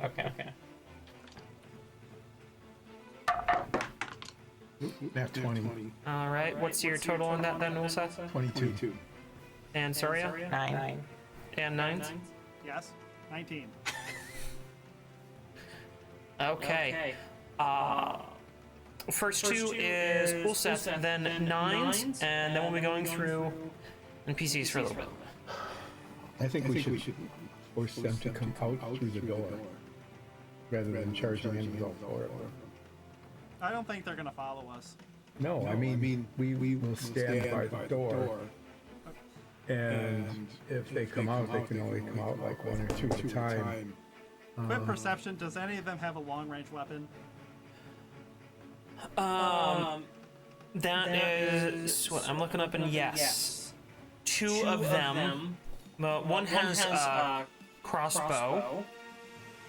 It's a light crossbow. You know the difference. It's pretty visible. And the other one, although not what appears to be a primary weapon, does have a javelin, and you can tell it's like a throwing of a javelin, so they could attack you at range. The other two, since you've become kind of familiar with spellcasters, since you've spent enough time around them at this point, you get the sense, since they have no real weapons, they just have some real simple, like they have and dagger on their side, and they have a spell focus that you can see visibly. You're fairly certain that they're spellcasters. We should be up the spellcaster. Which ones are they? The two spellcasters, the figure on the far east side of the room, which is the brown base, and then the character with the which color base is that one? Yes, that one. Purple. The character with the purple base. Those look to be the two spellcasters. Is Ludorf here? No, you don't see Ludorf. Well, that's disappointing. So let's kill all the people around him, and then we'll interrogate them. Find out where Ludorf is. We'll kill them like we killed all those people outside. Okay, I go in to face the one on the purple base. Okay. Charge right in. I think you should have. Just make it. Yeah, so I think you just barely have enough to get there.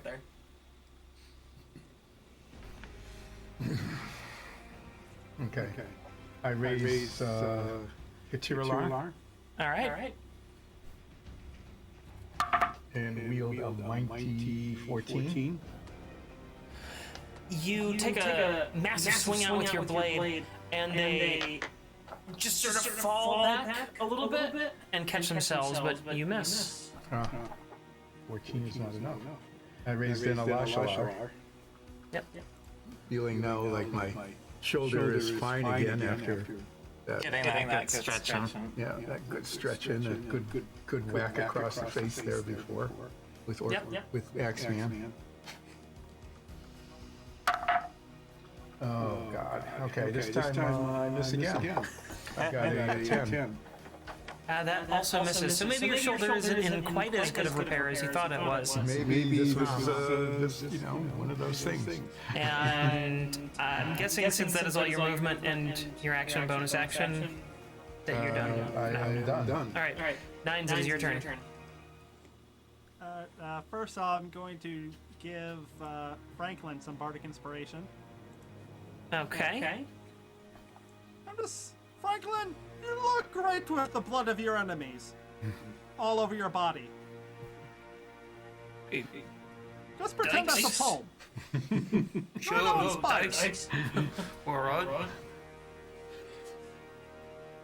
And you said the one on the brown is a spellcaster? Yes.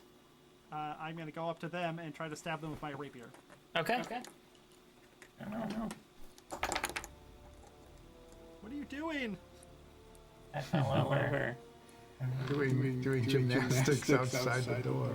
And that's going to be an 8, so that's not going to do anything. Yeah, they also dodge out of your way. Why did I get a 20 on initiative?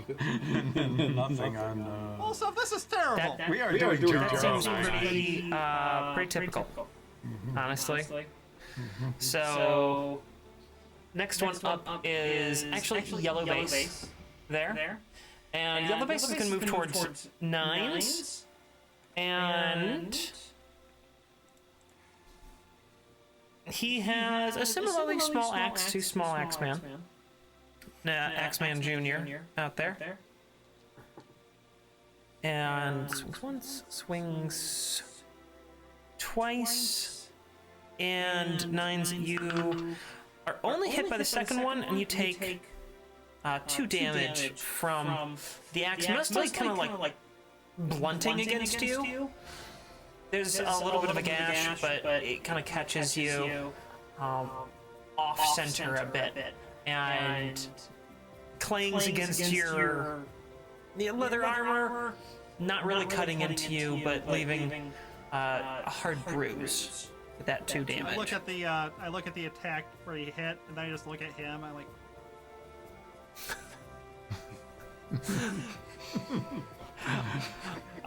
that's gonna be all that he does on his turn.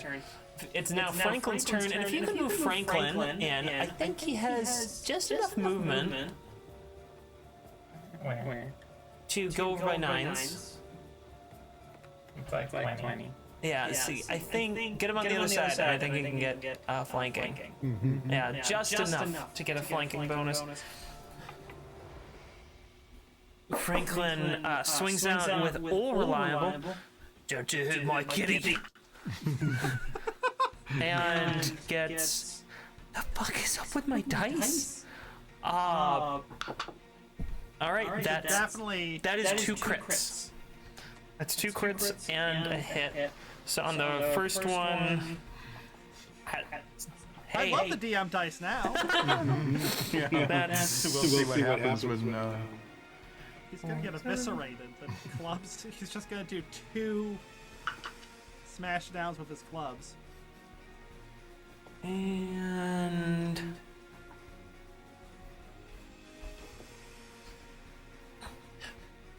Franklin takes his club, smack,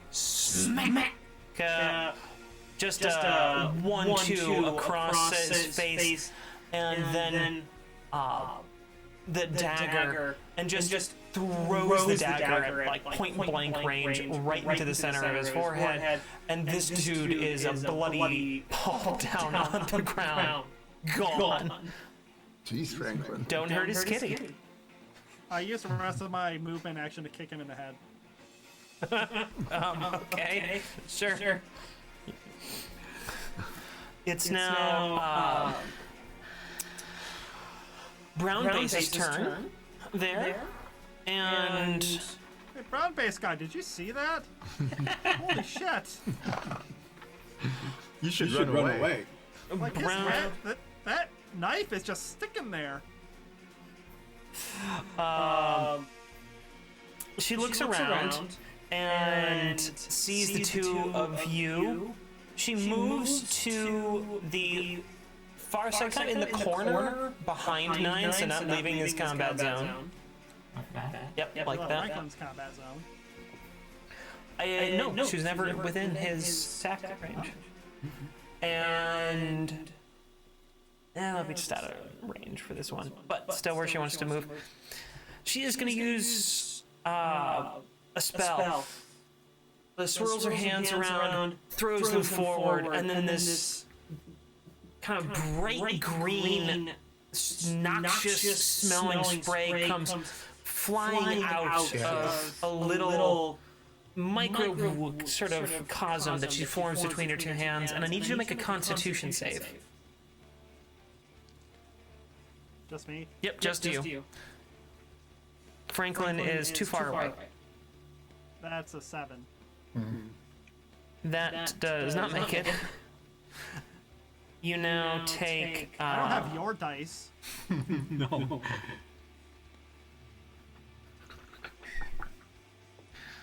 You take 4 points of poison damage, Oh, I thought it was just stink damage. and you are poisoned. That's a nasty condition. Yes, that is. It's now the other spellcaster's turn. So while you're poisoned, you have disability on... Not disability. Disadvantage on ability checks and attack rolls. And this one glances about the room for a second, targeting Nines, Ulseth, and Franklin. He swirls his hands around and mutters a little something into his cupped hands, and then throws it out, and this kind of shadowy wave passes over, and I need both of you to make a charisma saving throw. Of course. Charisma. Yep. 23. All right. 11. And Franklin, no. All right. You are now under the effects of Bane. And you, for the duration of the spell, you must roll a d4 and subtract that number from any rolled attack or saving throw. It is the opposite of bless.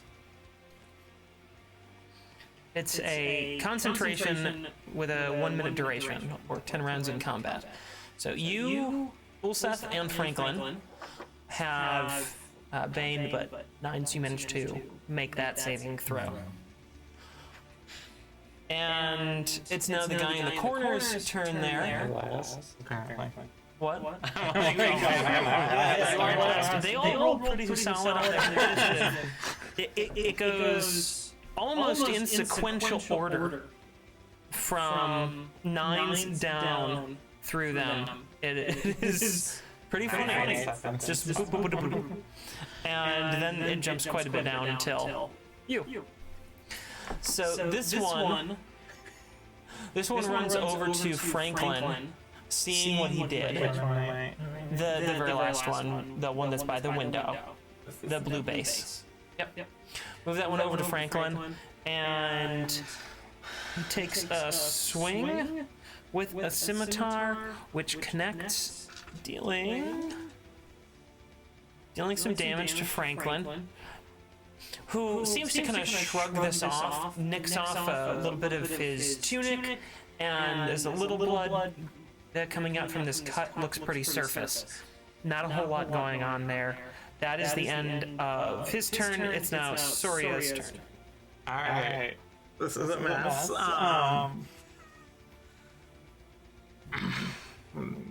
Question. Yeah. Can I combine a standard action, a bonus action, and a movement action to make an intimidation check all at the same time? I want to shape change with my standard action, change my armor with my bonus action, with my glamored armor, and move in while intimidating them, saying something to intimidate them. Since no one has a clear line of sight on you, except I need to walk in while I do it. Except the one spellcaster whose view is obscured by Ulseth. I don't care if they see me changing. I will. Okay, I mean, if you don't care, then I don't see any reason you can't do that in that sequence. Okay. If that's what you would like to do. Alright. Since all of those things take up those action slots, and I will allow you to execute that in one sequence movement. As I waltz into the room, I will simultaneously change my purple suit that I'm wearing into like horrific black raw iron armor covered in spikes. Right? Okay, sure. Well, I shapeshift myself into, I'm guessing my maximum height based on like fur balls and stuff that I've turned into previously is like somewhere between 7 and 9 feet. You could around the 7.5 foot range is kind of the max. I'm gonna push it up as high as I possibly That's about as high as you could get. It's about 7.5 feet. But I'm turning into a fire Ganassi. Okay. Who is just this obscenely buff male fire Ganassi with glowing, bright, flaming eyes and flaming hair. And dropping my voice as low as like this horrifically deep voice. Can I get a free active as she's coming in and be like, oh shit, you pissed off the boss man? And I will, Sure. and I will say, I have consumed the souls of all who stood outside. And if you do not surrender now, yours are forfeit as well. Such a tonal shift for you. It's great. Shit. I'm gonna say that you can make an intimidation check with advantage. Okay. I can't give myself guidance because that's an action. Yeah. But God, I look so bad. Did you trip on the way I in or rolled something? total of 10. Maybe the DC is 10 because they're already scared. There's some nervous looks, but no one seems to take any immediate reaction to this. Alright, that's all my action. That's all your actions. I rolled a 7 and a 1. And that brings us back to the top with Ulseth.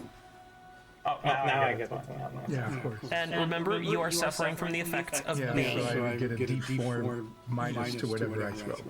Yes. I am attacking the purple guy with Getiralar, Alright. using my DM inspiration, so I get advantage. Okay.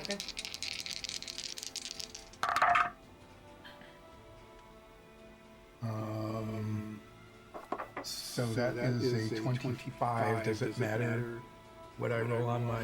No, that would not matter at that point. It would hit regardless. Yay. And I will get something not a 1 or a 2. And I do 9 damage to the purple base. And then I raise a lot. I no longer have advantage. That is true. And it's only for one throw, right? Well, Or yes. is it for the whole action? When you use the DM inspiration, it's only for a single action. This is only a 14, which failed in the past. Yes, that will not hit. So it doesn't matter what I do to the D4. Okay. Nope, it does not. So I did do the... When you swung down with Katiralar, were you doing lethal or non-lethal damage? No, I want to just get rid of this guy. Okay. I'm sorry, but Yeah, he's just not... No. There's you bring your sword across his torso, and now there's a massive gaping wound that cuts from shoulder to hip across his torso, and it's at least 2 inches deep, just pouring blood out. He's staggered, but somehow still standing. Anything else you want to do? You have movement and things.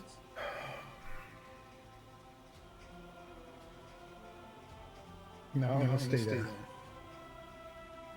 Okay. Let's see here. There's a fair bit going on in this fight. So, Nines, it is your turn. And remember, you are poisoned. Oh, I have to ask a question. Does the elixir of health cure poison? Let me look that up.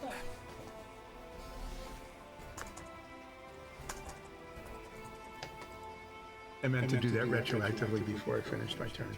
To ask that question.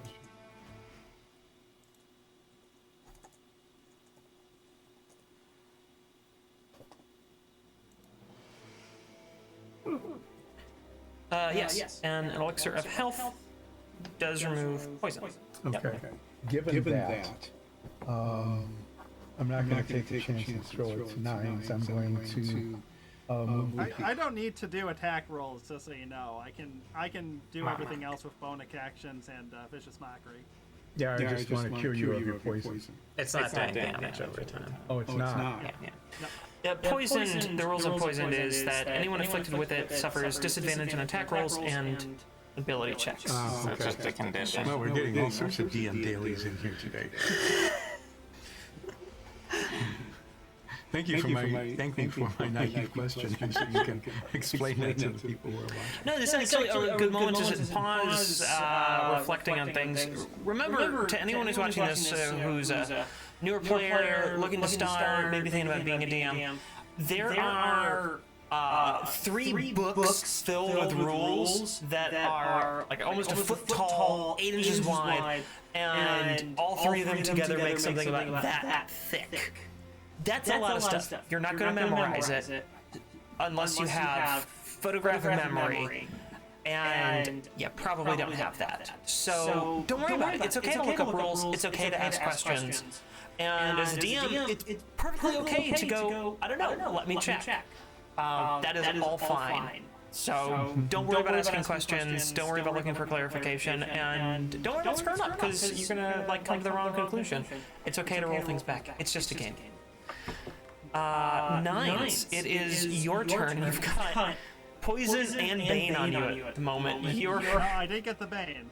Oh right, you did get bane. Correct. You're non-baned. Yep, you aren't bane, but you are poisoned.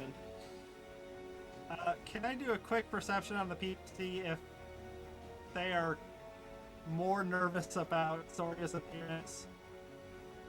Like more susceptible to suggestion? You don't even need to do a perception check for it. They're definitely more nervous. You saw there was a reaction. Kind of shifting and looking nervous, and everyone could see that plain as day. I'm going to do a persuasion or deception is the same check for me. Yeah. And I am very, very loudly go, oh, shit, you made them mad. I'm getting out of here. I saw what happened to the last charred bodies in a contained room, and I am going to leave. Okay. And look at the one in the corner. I'm like, I suggest you leave too. As a sequence of events here, make your persuasion, because it's the same ability here. Go ahead and make your persuasion check. That is a 25. Okay. And then you head out the door? I use feline agility to go out the door as fast as possible. I want to make a scene of running out of that room. She does not use an attack of opportunity. Further, she looks around for a moment and follows your direction out the door. I tried to just lock eyes with her as she leaves for a second. You managed to. She's gone. She is. Nines. Is there any particular place you'd like to be outside? I just go around the corner so the other two can't see me. Okay. Yeah, she goes running down the street, back towards the center of town. Anything else you'd like to do? You have very little movement left. I think you probably have I'm gonna stay there for a month. All right. I do have double movement with feline agility. Oh, right. So you could, if you wanted to, try to run again. No, I'll stay there just to see if anyone else follows along with that. Okay. With that, it brings up Franklin, who looks at the person in front of him, and Poison does have Bane as he attempts to attack. No, that won't work. That definitely won't work. When you go behind it, That won't work. So Franklin takes his usual 3 attacks, Assisted nines. but it looks like the effects of Bane have really slowed him down. It's having an effect, kind of breathing hard, working hard, looks weak, and doesn't manage to connect any blows on his foe. And the guy just sort of nimbly dodges out of the way of old reliable and the usual kidney jabs. It's now the barely living spellcaster in front of Ulseth's turn. And thinking about his injuries, thinking about the image in front of him, he is going to use disengage and get the hell out of there. That's about as far as he could go with 30 foot movement. Can he run? That disengage just makes it so you don't have an attack of opportunity when you are moving away from something, and it's the bonus action. So with 30 feet of movement, that is pretty much Isn't that only for rogues? It's a bonus action. Yeah, this is like a. It's yeah. These are all mobs. Did he actually get away? He's right on the outside of the door. He hasn't like run down the street. Somewhere around. Yeah. So yeah, there are another little DM daily thing here. There are occasionally monsters and other flavored combat characters that you run across that have story-driven elements to them that are from different classes, and they don't all seem to match up all the time. This is one of those times. And that's okay. Yep. So if a player character's disengage is only bonus action for rogues, but for mobs it can be different. Yeah, mobs kind of have their own rules for a lot of things, and they can, dip their toes into a lot of different stuff because story drives it. You have a point of clarification? No, I'm good. Okay. It's my turn.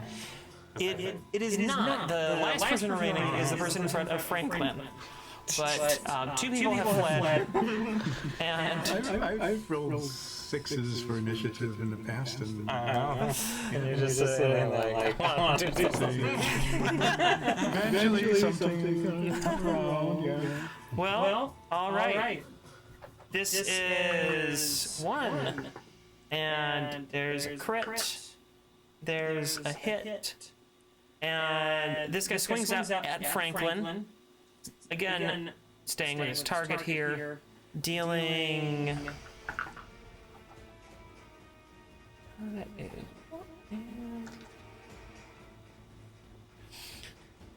He gets a couple of good blows into Franklin, catching him across his arm, and then getting a blow with a dagger into his leg. Franklin's looking a little beat up right now. Alright. And now it's Soria's turn. The guy in the blue base, the last one. Yep. How beat up does he look? He hasn't been touched. He hasn't been touched. Then I'm going to thorn it. Okay. 10. That does not hit. Alright. My dice are not working with my big intimidating show right now. Well, that's the standard action. So I'm going to just walk up right behind him, flanking. Okay. And can I use my bonus action to try and intimidate? Sure, I'll allow that. Alright. I'm just going, because I'm taller than him now, set my hand on his shoulder and just say, "You serve me now." Make an intimidation check. Not one. You just like caress his ear. While lying there. I feel like that would be more intimidating. An intimate check. I just pat him on the shoulder.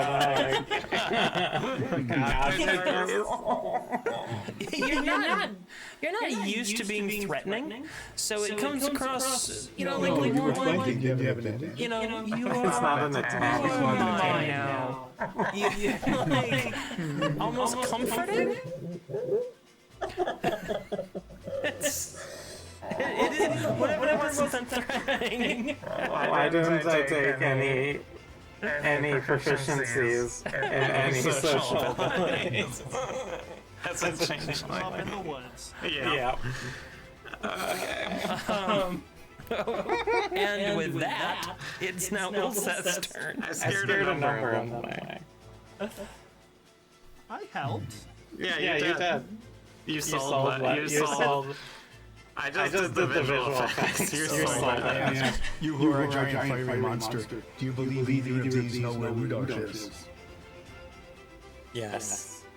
Okay, I'm going to take a chance here. I'm going to run out Can I reach the guy at the door? Theoretically, yeah. You could get just behind him, yeah. Okay.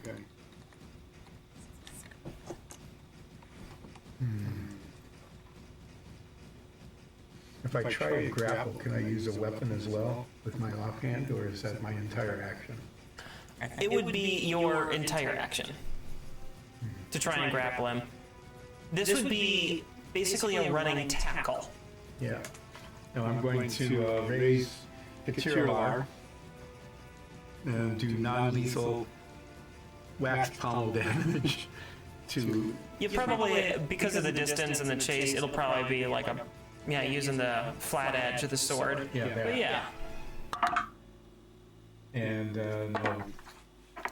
Yeah. It's an 11 already, so that doesn't. So I raise Alashalar and attempt to use the, that. Yeah, use it like a knuckle duster. Yeah, that. This is a nat 20. I'm Plus 6. not even going to make you roll for it. Minus 4, so 22 with a nat 20. Yeah, that it hits, you knock him unconscious. He's got one hit point. Whatever you did, he's down. And that drops I Bane. was gonna insult. And that drops the Bane. Thank you very much. Because he's no longer concentrating on it. So you basically you smack him in the back of his neck, kind of like someone with a blackjack would do. Just bam, pop him, and he's down now. Anything else you want to do? You think you're out of movement? Yeah, I can't do anything more. All right. Nines, it's your turn. Alashalar is really a good weapon. Katirar is showy. I walk in so I can at least. Shiny. You wanna walk in? I just go to the door just so I can see the guy. No, just lay him down there. We Describe him to don't me have to again. take care of him later. This guy, he's got kind of raggedy clothes on, looks a little dirty. You can see some mustard stains on his pants and his shirt. Pretzels. I bet they are very terrible pretzels. He's got kind of a, little bit of a bald spot on the back of his head. Looks pretty buff. Works out, you think? He definitely doesn't skip leg day. Well, I cast Vicious Mockery, and I'm just like, does Ludorf get all of his minions from Minions R Us, the discount warehouse of minions? Doesn't make that save. So go ahead and roll for damage. Probably does more damage than your mustard stain. And that's another one, because I...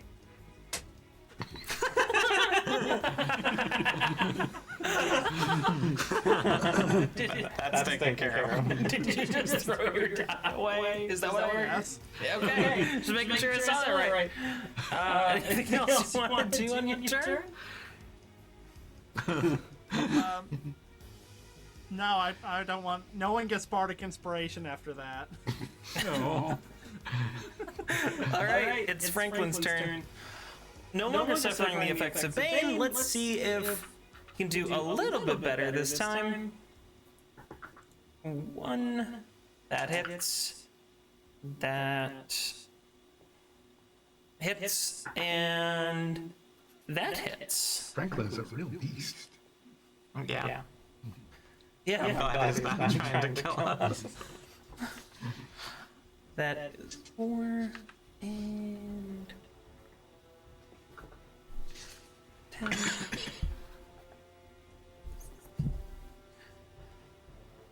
There we are. Math done. Now Franklin takes all reliable, swings it up, knocks this dude in the groin, then bashes him on the forehead, and he doesn't have his dagger on him, so he just sort of, because he threw it in the other guy's face, brings across his left hand and catches him with a left hook. this guy suddenly looks like he's been really beat the hell up. And Because he was. because he was. And it's now his turn for a rebuttal here. Let's see what he can do, which is apparently catch Franklin a little off guard. Dealing a good amount of damage to Frank with his kind of hefty one-handed axe. Swings it across, catches Franklin in the arm, and there's a big gash in Franklin's left arm right now. And he lets out a ah! As seems to be a very animated individual. This is a very gory episode. This is the goriest episode we've ever aired. It's like season 0. That brings up Soria's turn. I'll try to vine whip with the intent of just turning him towards me and wrapping it around his neck in the process. Okay, sure. Non-lethally. He has a lot of health. 21 to hit. Hey, it hits. Oh my You God. found your confidence again. No, it didn't.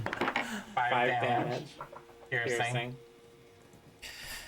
As I extend a black withered vine whip around his neck and yank him to face me, and I say, "Surrender now, your compatriots are doomed." Are you trying to do an intimidation check? Okay, that'll be your bonus action. Yep.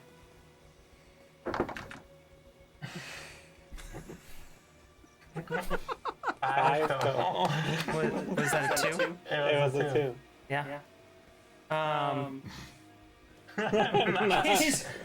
I mean, I don't quite know how to narrate this because you are like choking him out with what is basically like Thorns. like a nasty rosebush like vine sort of thing. So it's like stabbing into his throat, yet you're just like You're 7.5 feet You know, tall and flaming red. Sometimes, as a DM, you don't have to require a roll given a scenario.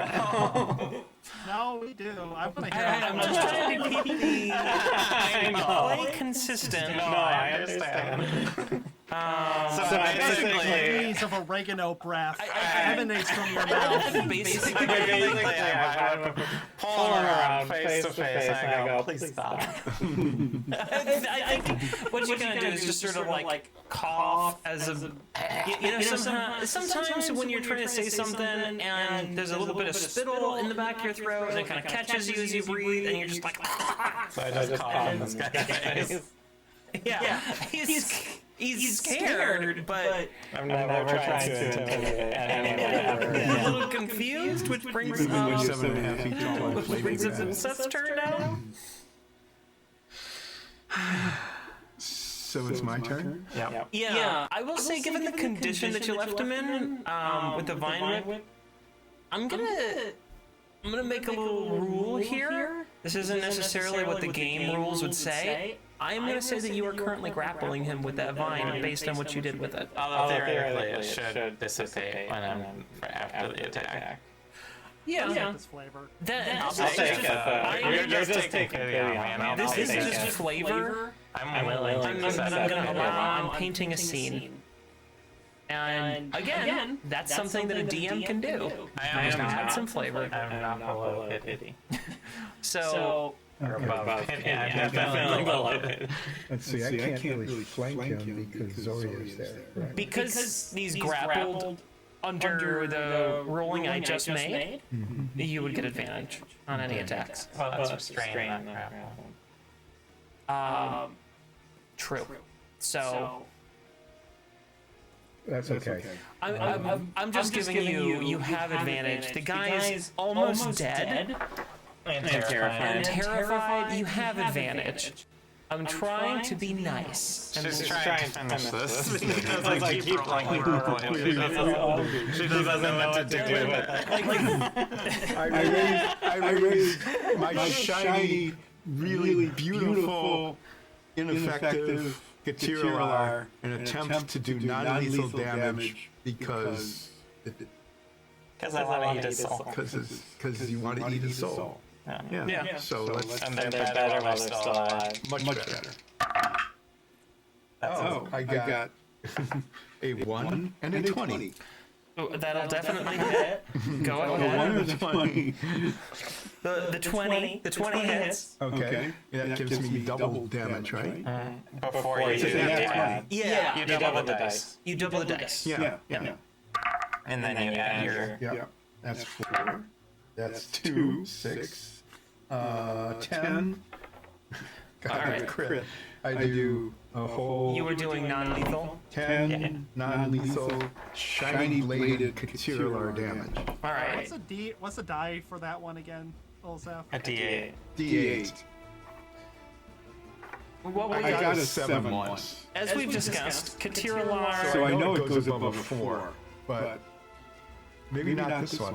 I don't know. Katirular is like a Cadillac DeVille from 1968 with 8.2 liters worth of intake, dealing out 190 brake horsepower. Yeah, it's kind of like that. Massive and really impressive looking, but ultimately impotent. So, even though you didn't deal much damage, it was enough to knock this guy unconscious as he's sort of being suspended in air by this supposedly intimidating Ganassi.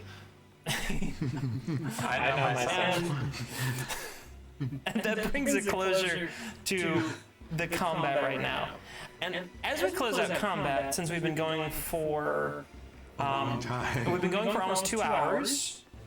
So we haven't been going for quite 2 hours as the game, but with our intro and everything, we've been going for more than 2 hours now. So Great intro, by the way. We do a really fine job of making a simple combat last a good long time for the audience. see, that's the trick with doing a combat in a D&D actual play. You could have, a pretty simple combat, and it takes 3 minutes because your players are just critting and everything falls apart for the enemy team, and they trip themselves over barrels. Or something like themselves into a hulking monster and continue to roll 1, 2, intimidation That's- for an hour. And That can happen too. Instead of bard with a stage rapier. So you never There's a know. more effective, Shiny one. a shiny, yes, but nonetheless, stage rapier is a more deadly warrior than a furbog fighter. You never Nicely done. you never know how the combat's going to turn out. We are going to take a break, and then we will get back to the action after we get a little break. So head to the bathroom, grab a snack, whatever you want to do, and we will see all of you in a few. All right, bye.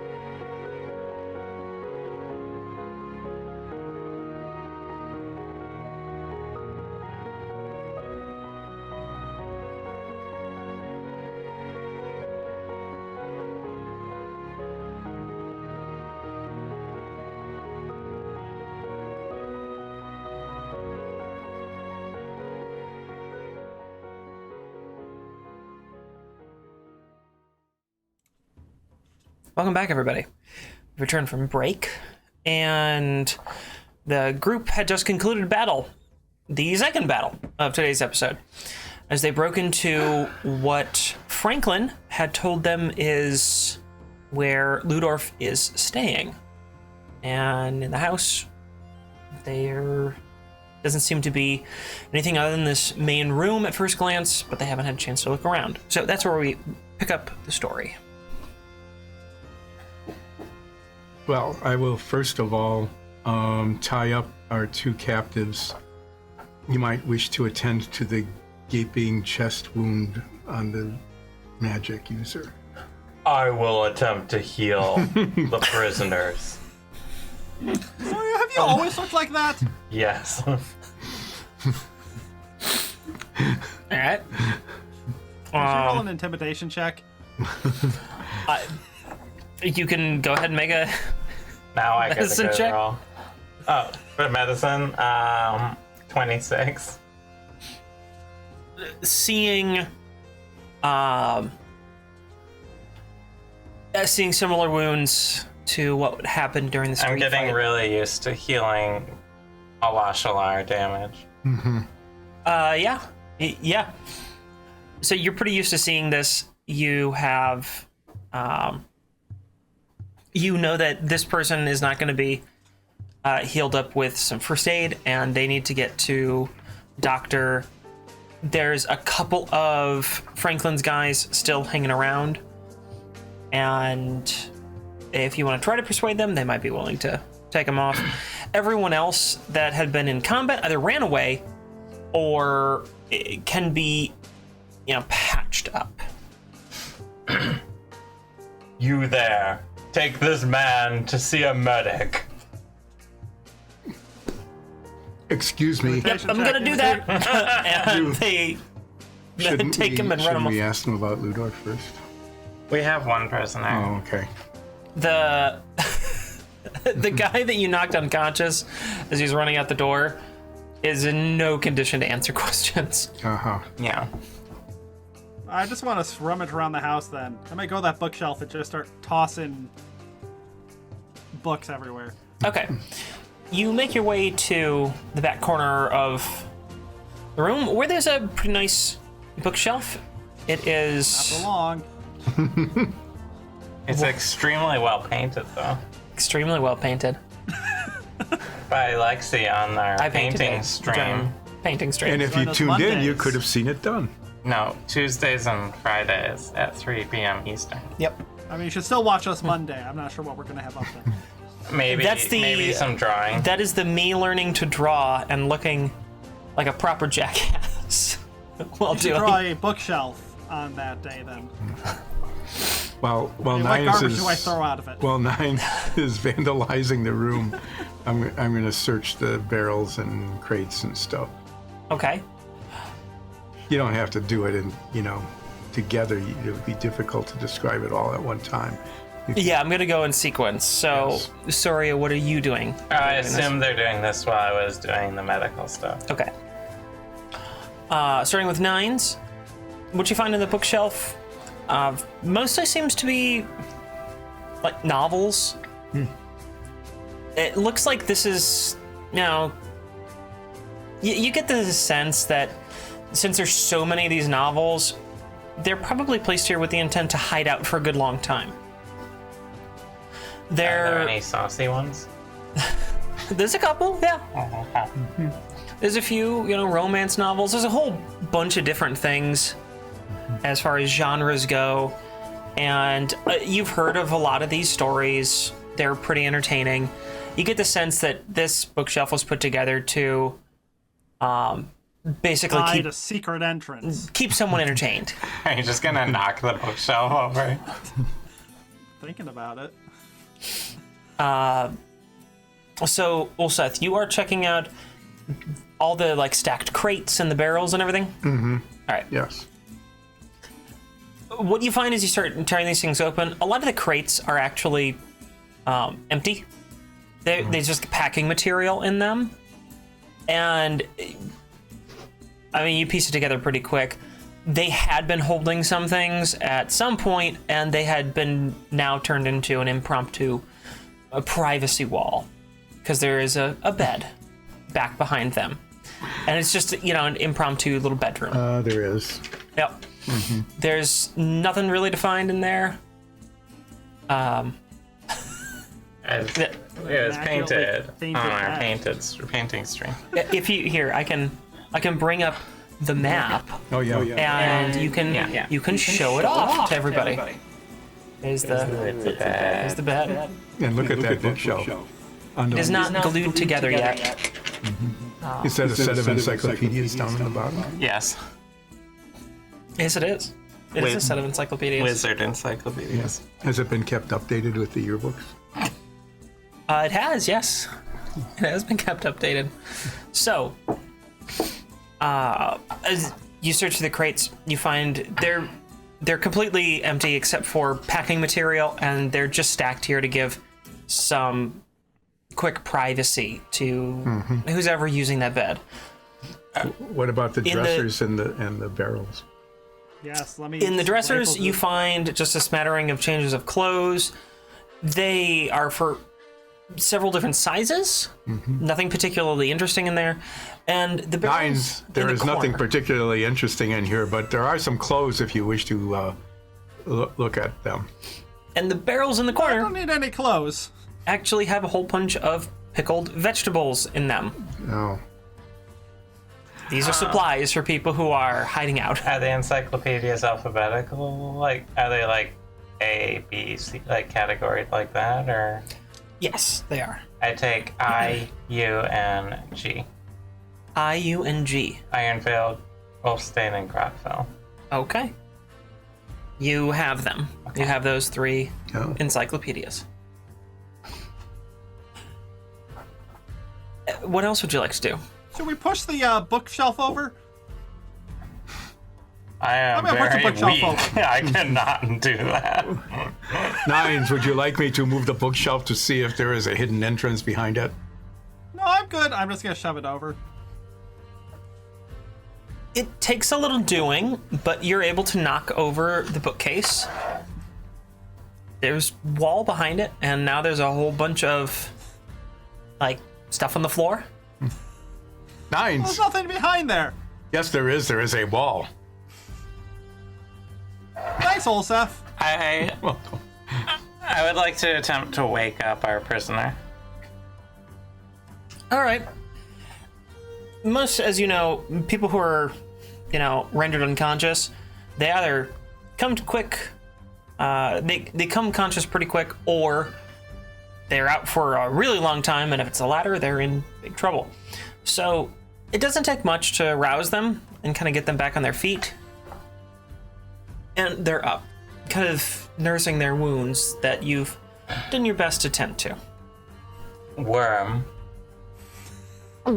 Tell me where Ludorf is.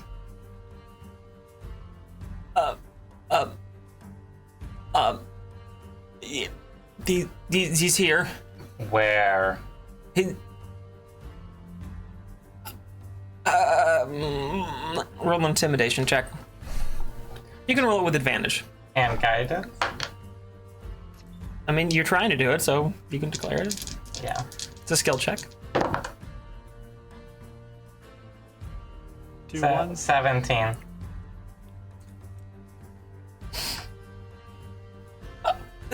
There's a secret panel in the wall over there. Show me how to open it, and you may flee. Okay. All our brothers make such weird noises. I don't want to get it. Kind of scooches back, not standing up, just sort of shoving back, and there's a floorboard that seems to be kind of a trick floorboard. He pushes it down. I don't want him to open it, I just want him to show me. Yeah. Okay. He pushes it down on one end that's kind of in the middle. So now the outside of it's popped up. He lifts it off and says, the switch is under there. You just need to pull it, and the The wall rotates. Flee and reform your life for good, or you will meet me in the afterworld. Yep. And he's out of there. All right. He's just effing gone. Well, we are now here with a bunch of empty crates, some stinky pickle barrels. Where along the wall? Well, I guess we're more serial mine now. We're not using this map.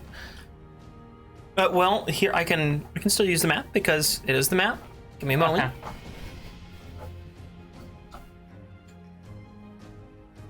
Replace that centerpiece. This one? Yep. It's okay that you knocked the grate over. Thank you. Yep. So everyone can see where the change is made. That is where the door is.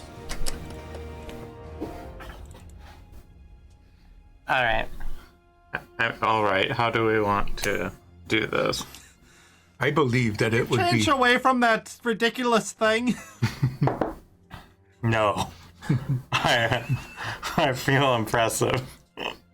I would very much appreciate taking a short rest so that I can restore some of my abilities. I would also like to, but I also think that he'll run away if we do, because that's an hour. Yes. And he probably heard us fighting. Oh, you think A that lot of fighting. Yes, and your voice was boomy. Yes. So, you want to pursue through the secret door? Yeah, but do we want to have a plan to go in, or?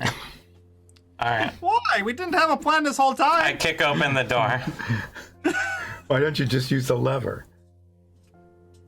because it's scarier, and I'll hurt my foot. Well, there's not really a door. Oh. The door is just to create the visual for the space. Mm-hmm. It's actually like a false wall I that go will pull- pull away. I go pull the lever. I'll stand right where the wall is going to open in my big scary form. Okay. Well, hang on. Gotta set up the next area. At least you're getting to do a lot of Getting my steps up in. and down. Yeah. Yeah, stretch your legs. Now that we have found the panel, Nines, you had suggested that we have a plan. No, I said didn't it's like- suggest that. I said we just haven't had one. Okay. I'll go over to the encyclopedias that are spilled all over the floor. We're opening the door, aren't we? Yep, you guys are opening the door. I mean, I could give you some inspiration, but I don't know. We might be walking a while. You can give me inspiration. Will that help? No clue. Probably not.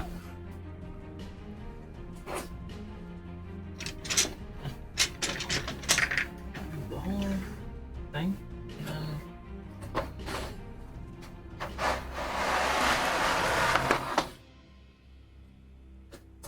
Is that oriented right? Oh. Yep, that will be.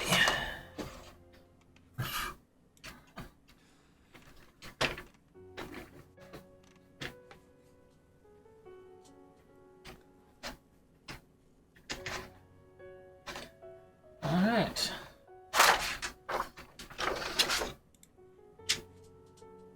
That would have been extra dramatic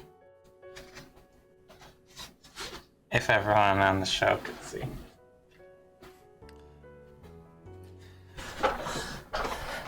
Okay. Can you move it a little further up? Because I don't think we're going to be fighting that other room. And let's get. That should be good. Okay. I can see you have multiple angles with that. Yeah. Can you pull it back a little bit more? And that there we go. That's a good shot. That's a dramatic angle. All right. When you do your own camera work, here is. I want, as the door opens, I want a charm person, like, ready to cast as a reaction. As a reaction. Okay. A reaction to anything in particular? The door opening and if I see anyone inside. You see Ludorf inside. Is there anyone else? Nope. I Ludorf!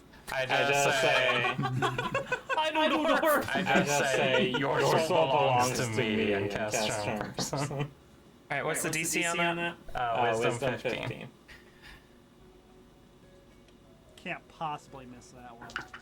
I got him with it before. Yeah, We're not in combat, so he doesn't get advantage.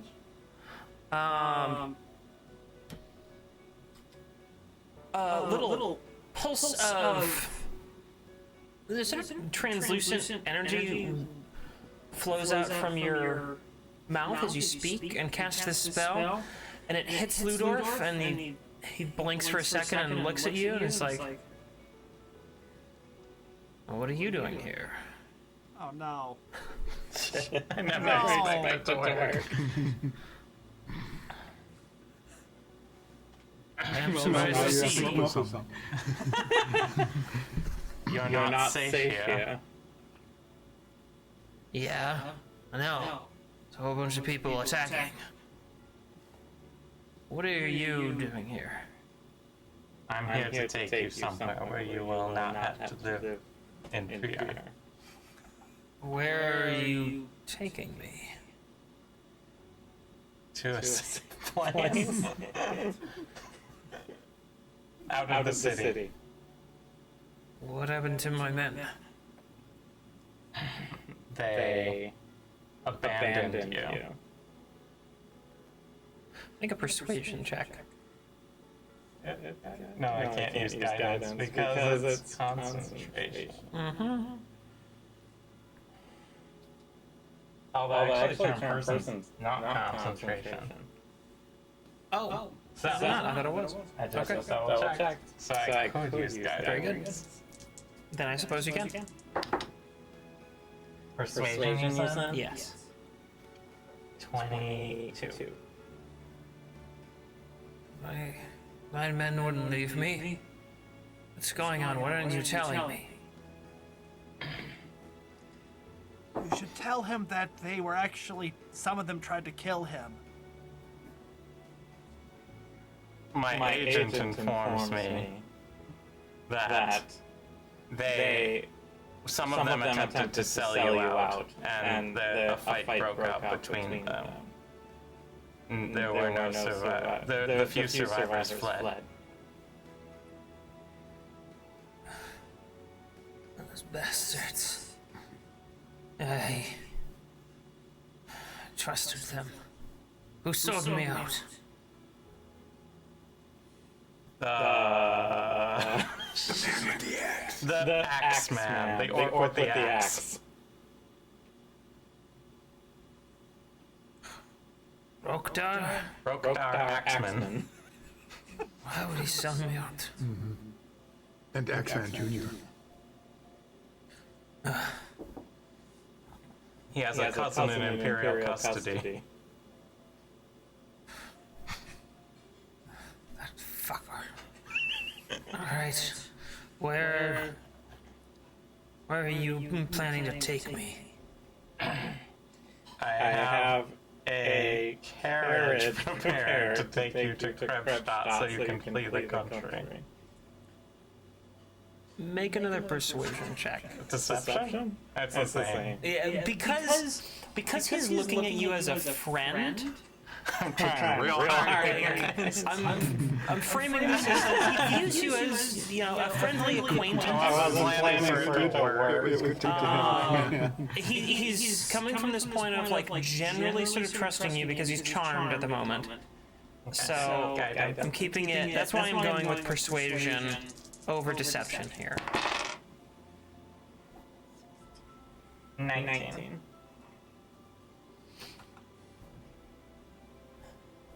Where's the carriage? Outside. Just outside. All right. Let's go. I will signal to Ulsa to just like get around the other side of the door. And I'm going to do a complex series of hand motions to tell you to grapple him as he comes around the corner. Yeah, a complex series of hand motions. Right. It's like Okay. because I assume he's still going to freak out if he sees you two. Is my working assumption here. You just want us to leave the room Give me guidance. and find a carriage. My life doesn't last past this house. Yeah, it'll run out pretty quick there. So I figure we'll get him into this room where we know is more like we don't know what's in his room. Is sort of where I'm going with it. Shouldn't we just try to get him into a crate and then lock the crate? He is. Crate on fire. He's a fairly imposing large figure. He could not fit into a crate. This could be surmised quite easily. Ooh, see if you can get him to take his armor off. What's he wearing?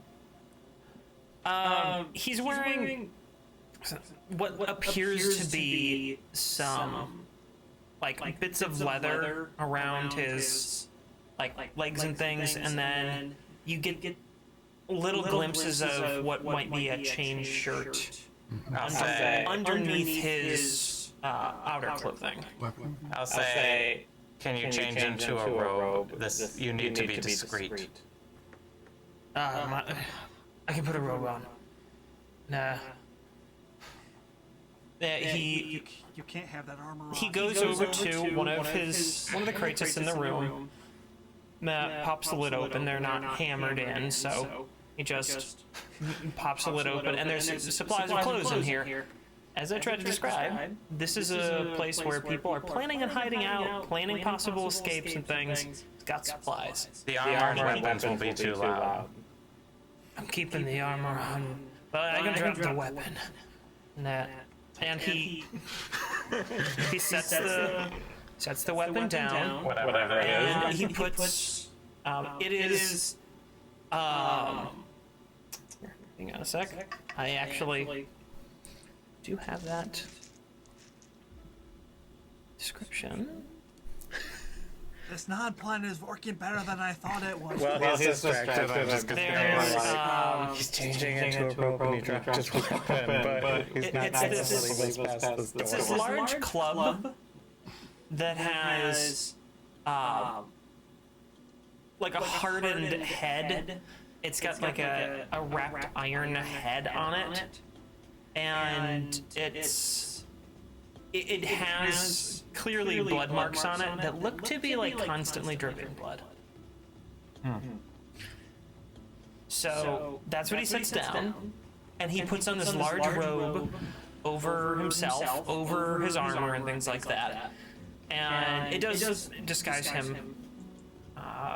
It's like a pretty complete transformation. This robe and covering, and he kind of like hunches down and changes. I'm gonna make motion for you two to hide in this room while he's changing, because that'll take him a minute. I'm just Yeah, it takes him, barely 20 seconds. Yeah, but enough for them to like the people in this room to not be immediately visible. Yeah, they could scatter fairly quickly. How screwed up was our compatriot? Franklin looked like he was, bruised and had a couple of good cuts on him, but otherwise looked pretty healthy still. I'll have him into the room so that he passes into the room before me. Okay. Alright. Saf, I need you to be inspired. Am I feeling inspired? Absolutely. This is me inspiring you. Oh, thank you. Force whispering. So I'm going to say, I'm going to cast a protective spell on you. Do not resist it. What are you doing? It will hide your guys from the guards. Okay, sure, we'll do that. I'm gonna and as he's passing through the door, once he's ready, I'm going to drop fairy fire on him. Okay. With the understanding that he won't resist it. He will not resist it, but he will understand quickly what happens, and that starts combat. 100%. So, But I want him to be like heading just through the door here when it hits him. sure, you can do that. Like right there. Yeah. Here's the fairy fire ring. Go ahead and put that on there. That will. Because my life is gonna not hold up like as soon as he's through the door. And I'm all aware of that. Yeah. He's through the door. He has no weapon. He has no weapon. He's now on the other side. Why don't you, if you could push the set back down, because we've got the... Since I moved the combat back into... You've got that combat back into that room. Yeah. This has been the best non-plan we've ever come up with. So he's in there now. Nicely done. Thank you. Oh, I have to cast another spell, so that's gone. Yeah. Alright. All right. Go ahead and roll for initiative. And finally got that bad one. 7. Pulseth? 15. Surya? 14. Franklin? You said 17 also? 15. 50.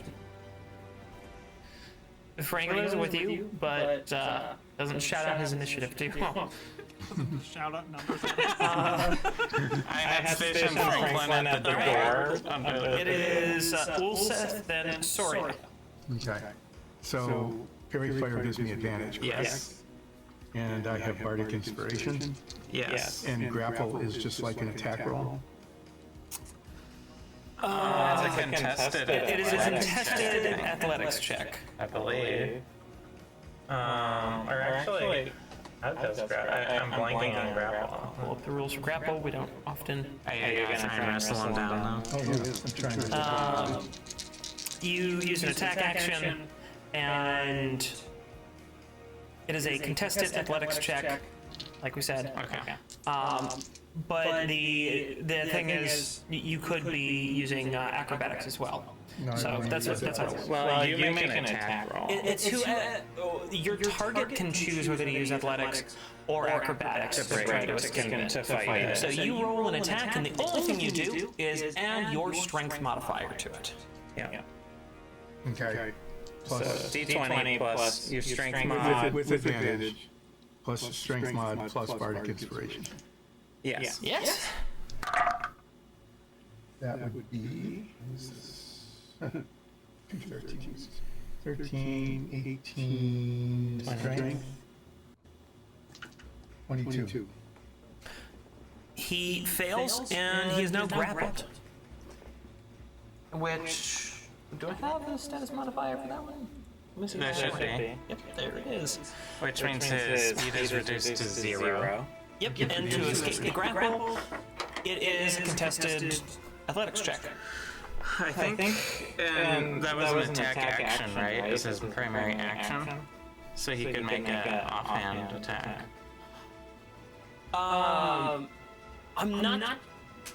not sure how that would really work when you're trying to grapple someone. Well, he grapples him and then goes thunk. I suppose that could work. I think that's how it I works. could go with that reasoning. Because it says he makes an attack action, correct? Yes, that is true. And then two weapon fighting is if you make an attack action. So I think you can get away with that, yeah. If you feel like there is not a good way to do non-lethal damage, but you can certainly stab him. Yeah. If You you grab him around the neck and stab him in the back. Are you fine with lethal damage, Sorry? I don't think one martial art is gonna... So this is still with advantage, this attack roll. All attacks against him are advantage when he's fairy fired. Still not good. 14. that hits, actually. That's a shock. And does 6 5 slashing damage. You swing your offhand around and cut him up a bit. Not really sure exactly what happens there, but you do a bit of damage to him. Anything else that you would like to do at the moment? I don't think I can. I would like to use my rope and tie him up, but I can't do that. No, you wouldn't be able to do that. So that brings us to Soria. We'll have to incapacitate him first. Alright, I will. So what does grapple do to him? His movement is 0 unless he can break out of grapple. Okay. You can still attack him while grappled, while you're grappling him. Yes. So basically, you're like holding him down while still able to hit him and stuff. Yes. All right. I am going to. I don't want to lose my concentration.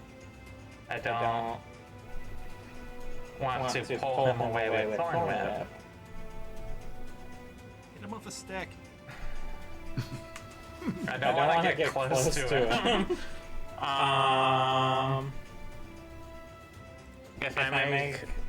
If I do an attack spell, and you have to make a dexterity save, is that okay? Yeah, kind of. I would just let him go. Yeah, I'm just gonna. I don't have a ranged weapon either, I don't think. So I'm gonna just not. I'm just gonna back around the corner so I don't lose my concentration. All right. And also, yeah. So that's all you want to do? Yep. I don't want to mess up what I've set up. Okay. Franklin, which we didn't set up. Where's Franklin? I just set him right by the door here. All right. So have him run in. Eager beaver. Oh, I'm gonna enjoy this, you filthy fuck. And Language, Franklin. it's pretty good, isn't it? Yeah, it is. It's very alliterative. With advantage, that hits. That will also hit. Okay, so he gets 2 hits on that. That is 5 and swinging out with his old reliable. Misses the first as he's kind of squirming your arms and able to dodge little bits. Franklin trying not to hit you and just connect with Ludorf. Misses the first, comes back on the backhand swing, catches him in the mouth, and then, having picked up his dagger from the now quite dead individual, stabs that straight into his stomach, and Ludorf is clearly no longer charmed. I think actually It does stick around, I know. But he is narratively no longer viewing you as a friend. Actually, if you attack him, I think it drops. So, if me or my companion that is did what- anything harmful, that is what Franklin does. Nines, it is now your turn. I'm just gonna do some classic vicious mockery. Ludorf, how are you so stupid that you fell for the charm person twice? All right. He. That's a 0. So, go ahead. 1.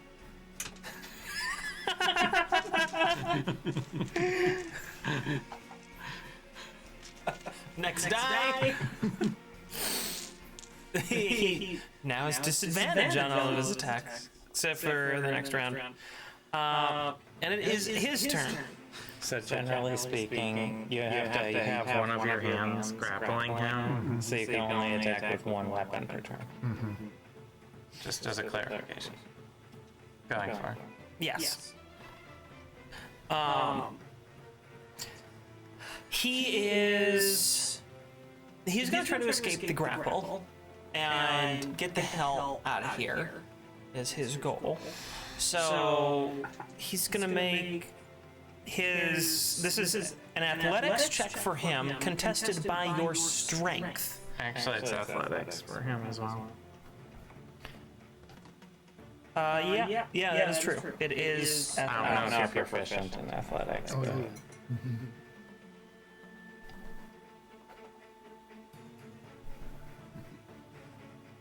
So what do I do? You roll your athletics check. It's a contested athletics check. 21. Ludorf kind of bucks back and hits you in the face with the back of his head and knocks you off balance and is now free of the grapple. Beat at 21. He's a big, strong guy. Yeah. He just doesn't have a weapon right He also rolled a nat 20. Again. Seriously? Really? Dromar? Huh? I think he did, though I think he, since he started the round grappled, I don't know if he gets his movement speed this turn. I don't know. He A lot of technical stuff here. when he escapes the grapple, you can regain Your movement. but that is the full action. Yeah, that's his primary Yeah, action. and it is not an attack. So it is his primary action, and now he can attempt to escape. And he runs into the other room, provoking attacks of opportunity from both of you Both you and Ludorf. Was that not Ludorf? Franklin. And you roll with advantage because he still is under the effects of fairy fire. Yep. Both of you roll. Kachira. 23. That hits. Doing 10 Wow, really? damage, yes. How about that? So you swing out with Kachira and you catch him straight down his back. There's now a large gash that is all down his back. Franklin, meanwhile, took his club and swung backside, catching him in the head, and like this side of his face is just all messed up now, bleeding, and he's still running into the other room. Where is he going? He goes all the way to the corner of the table there. Here? Yep. Okay. And that is his turn, bringing us back to Ulsaf. Okay, I pursue him over to the table side. Like there. Well, You could if I get can like do that, here. well, I want to be able to let Franklin flank. So like there. It doesn't really matter since it's fairy fired. Yeah, that's very flanking. That's right. So I raise Kachira, saying, Ludorf, you have many secrets we wish to find, so I will do non-lethal damage to you with my weapon. Also, he's probably worth a big bone. 14. To hit, you said? Yes. Yeah, that does hit. Doing 14 non-lethal damage. No, excuse me. Wow. 8 before 12. Wow, look at you. And since he's not grappled, you can do your offhand. I can. Yeah, go ahead. Doing a Lashalar. I'll hit. 14, that's a 20. Yeah, sorry, that hits. Absolutely. That only does 5 additional damage, so... Look at this roll reversal for your weapons. How odd. 20, I think that's a total of 21, right? You did a lot of damage. 21 non-lethal beating up damage. Anything else you'd like to do? I can't really do anything else, so that's it. Okay. Sorry, it's your turn. Alright, I'll go. I'll move back here. All right. And I'm going to use my trusty thorn whip. Okay, go ahead. And I get advantage on my fairy fire. That is 25 to hit. That does. So that does. Yeah, get ready. 4 piercing damage, and I drag him 10 feet towards me. Which, because it was Ulseth's turn, your reaction refreshed, and you can have another attack of opportunity if you so desire. I raised a 2 again. We're doing good on this fight. See, this is what I'm talking about. Sometimes a simple fight is very long, and what should be a complicated fight becomes quite short. When you use charm person. 24 definitely hits. Yeah. Doing only this time 7 non-lethal damage. He's spun around and pulled towards Soria as you draw the edge of your blade up the side of his body, leaving a long gash starting at his thigh and moving all the way up to his rib cage. He's now pulled towards, blood dripping across the floor, and almost to the doorway. Is there anything else you'd like to do, Soria? I'll just take a step over here. Okay. Franklin Shortbeard III goes rushing in there. Quite eager. Quite very eager. And takes a first swing's miss. Actually, some damage spells if it's an area around him, and I don't want to hurt Everybody else, yeah. And It's like just a 5-foot area around him. But still when you're adjacent. Franklin rushes in, swings his club once, misses as Ludorf takes the last of his energy to try and dodge out of the way, and again with that vicious backhand catches him across the face. Teeth go flying to the other side of the room, and Ludorf goes face down into the ground and is completely unconscious. That's... He's down. We did it. That's the end of the fight. We got him short. You guys... Well, now we need to... 9, you were the MVP. I did it! That was me! Tie him up. I tie him up and you... Tie him up. Yes, I will tie him up since I have so much rope. Well, and I had pieces of rope from before from the other people. Why not reuse it? That's how you save money. I know. I don't have to go rope shopping again. And do you want to try to like stabilize his wounds? Yeah, I'll make sure he doesn't bleed out, so we can maybe get a bounty. I assume he's worth some money. Well, and we have some questions to ask. What do we have to ask him? I think he still owes us 1,000 gold. No, we actually got that.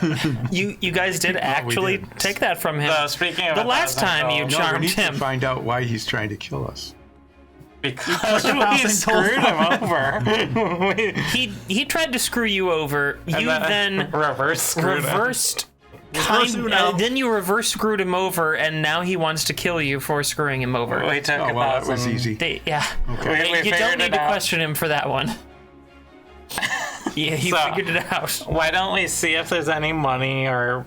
I mean, that club looked magical because it was bleeding. Is it like just pooling blood over where it's sitting? It's not actually pooling blood, but like a little drip of blood comes off of it, hits the ground, and then not like super quickly, but over a period of about 30 seconds, just sort of evaporates, disappears. It Well, doesn't leave a trace. I'm gonna let them search the room, and I'm gonna start ritual casting Detect Magic, which will take like 10 minutes. Yep. So I can just see if there's anything magic in this house. Nines, do you want to pick up the club and carry that, or do you want to search the room? Are you asking if I want to go clubbing? Yes. Yes, I want to go clubbing. Okay, you do that, and I will search the room. This is like a great Okay. club. What are you It's certainly. what are you a looking great for one. in the room? Just going through everything? I'm looking for something other than old clothes. I'm looking for valuables, for fervent tech, for secret treasure maps, for There should be a tunnel course. in here somewhere. correspondence with city officials who might be you know, conspiring, corrupt. Okay. Why don't you make Investigation. yeah, I'm thinking an investigation check on this one. Guidance. Why not? 21. You look around the room for a little while, going through each of the crates and some of the chests that are there. You find little of real value. There's many things that have use. There's a lot of weapons. There's short swords, daggers, some simple pieces of armor. The most valuable thing that you find in this room are 3 flash grenades. Are those the things we've been dealing with? Yes, they are, actually. One for each of They have us. to know what they've been feel like that thing they've been doing to us. And I will... I have not created them yet and written out their stats, but once I do, I will add them to whoever inventory. We each get one. You each taking one? Mm-hmm. Okay. Then each of you will get 1 flash grenade once I create that item. You who are Franklin Shortbeard III. I believe I wasn't done yet. There are. She's not done handing out stuff that you found. Yeah. Oh, You I was found... going to. There is more. Yeah. Yes, I was there going is. to offer Franklin Shortbeard III choice of weapons if But you wanted them, but go ahead. I mean, he's already, like, looking about. He's doing the same thing, seeing if there's anything of real value here. Oh, okay. He's... I mean, he's not the most savory guy. no. He's looking around. And... Really didn't like his coworkers. No. Or his employer. Where he's our employer, though. Well, now. During your investigation around the room, you were also able to, well, come across what you're pretty sure Ludorf was going for. There's, on the other side, I'll bring this back up so people can see it. There's a small chair on the other side of his desk. And about where that chair sits, there's a little hidden switch. And you haven't pressed it or anything, but you have found there's a hidden switch there. 9s. I'm guessing that's the. I'm just swinging the club around wildly. Is this a great club or a regular, like, one-handed club? This is a great club. It is large. So that's okay. And you complete your ritual casting. You can sense very easily that that club is magical. You can sense that it is an illusion. An illusion magic. It's illusion so magic. So it's like a great club that's just okay, just made to look bloody. Yes. That's my guess. 9s and If Zoria. you wanted to take time to identify it, you could, but that would take you about an hour. Yeah, I'm not. I want to look over Ludorf and check around the whole house to see if I see any other magic. Nothing else is giving off a magical emanation. Nothing on Ludorf's person, nothing in the house. I'll check him for a purse while I'm looking. He actually only has about 10 silver on him. Not much. It looks like it was just a little bit of emergency money. You can barely get any croissants for that. Yeah, really. 9s. And Zorgar, who is big and red and flaming. Yes. I have found a switch under the desk here by this chair. What does it do? I do not know. Do you want to push it or should I? I'll push it. I thought you might. Yeah, that checks. Okay. I need all 3 of you to make a dexterity saving throw. Great. Oh, Great. Well. Ooh. 17.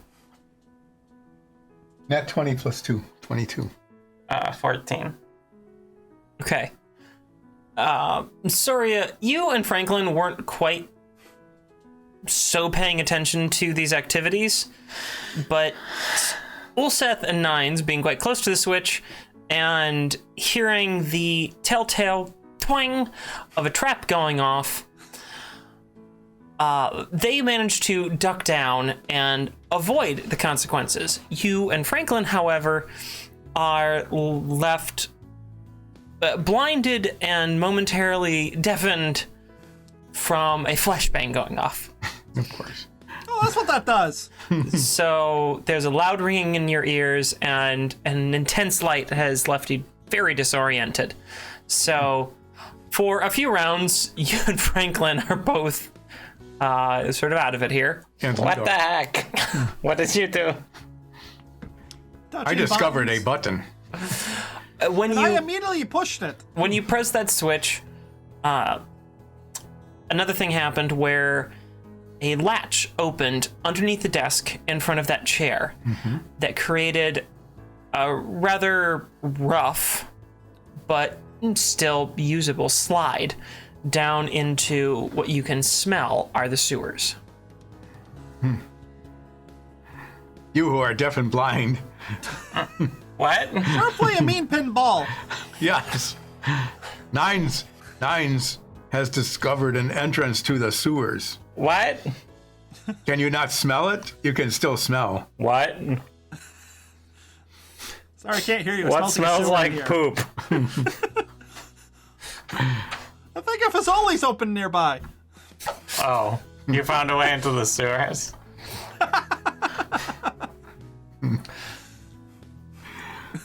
All right, that's what you find.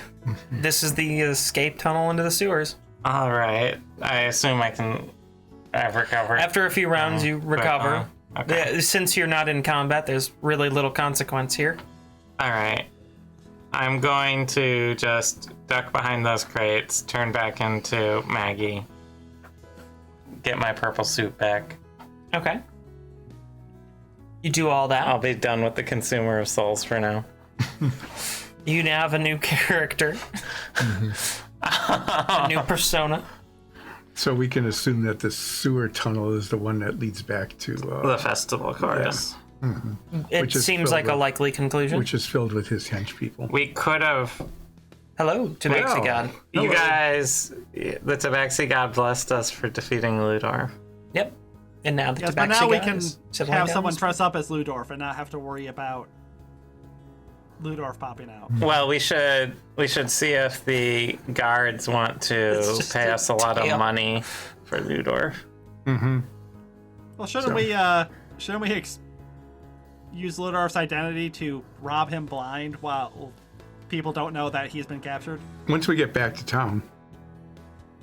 So As we parade him through town? I guess he's already disguised. We'll just put a hood over him. You can sling him over your shoulders. I can carry him, yes. Although he is quite It's large, fine. we can do that. We have to show the audience the cat butthole. It would be a whole lot This is the easier if, butthole in cut. fact, the carriage that you promised was here. Sorry, that was a lie. Okay. After Insight check. securing We have- Ludorf and this is- throwing him over your It shoulder. was definitely a lie. We have just formulated what is probably the most complete plan we have had this entire. Yeah, we need probably so, We yeah. need some time to recover from that. So yes, are there? We take. We probably would have had to chase him through the sewers while blind, and like it would have been a mess. Yeah. So we. I look around and in the bedding and find a pillowcase. Sure. Put it over his head. All right. Bind it loosely around his neck. I don't Sure. want to choke him, but I just want to cover him. Yeah. All good. Toss him up over my shoulder, Okay. and we all head back to town, which is not very far. I mean, you're still in it. You're just on the outskirts of it. Yeah, we head back to the center of the city. Where do we? Where I do we wanna think take? why don't we take him to the Imperial Guards rather than the local Oh yeah. guards? Okay. They probably have more discretionary funding. Okay. I think they were outside the festival chorus, weren't they? Yes.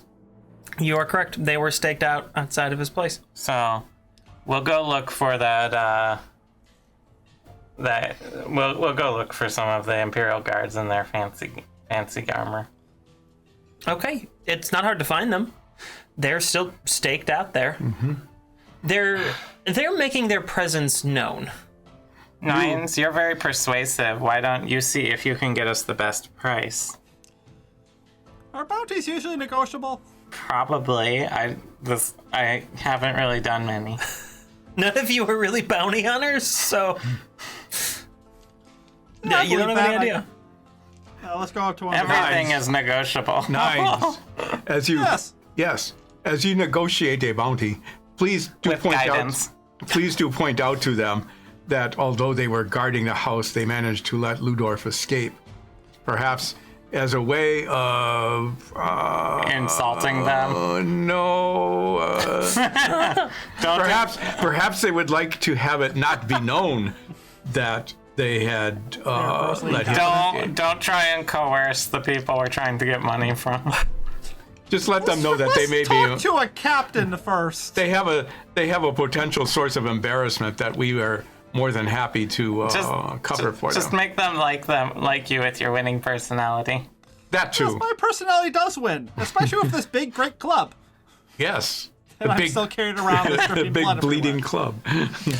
club. It does drip blood, but wherever it drips, it seems to only last for a moment at most, and then it disappears. We can probably sell that. Drowning in magic. You don't even know what it does yet. It's a giant. find out what it does. I can't lift it. I have -1 strength. I don't think you're much better off, Nines. I have a negative. No, I do have a +1 strength. Wow. No, it's intelligence that's negative. So yeah, I'm proving that right now. Excuse me, guard. The guard kind of looks around for a minute, sees you kind of waving, walks over to you. And these are the Imperial Guard. They're wearing that kind of kick-ass Iron Man armor. Easily. Yes, how can I help you? Yes, we need to talk to Captain Guard. We caught bounty. You've caught a bounty. What bounty have you caught? Yeah. Ludorf. You know, that guy that should be in that building but wasn't. What? Ludorf, he's right there. Minus teeth. Do you, like, take the Not yet. pillowcase off his head or, like, show him or anything? You've just got show him. his face. You just got him slung over your shoulder right now. It's up to you. I'm not leading this show. I did my part for this episode and actually got a charm person to work. I turn around so that his head is facing the guard, and if he wants to look at his face, he can, lift up the pillowcase. Yes, look, that pillowcase. We aren't pranking you. The guard goes over, pulls up the pillowcase, and kind of holds his head there. Ludorf is like,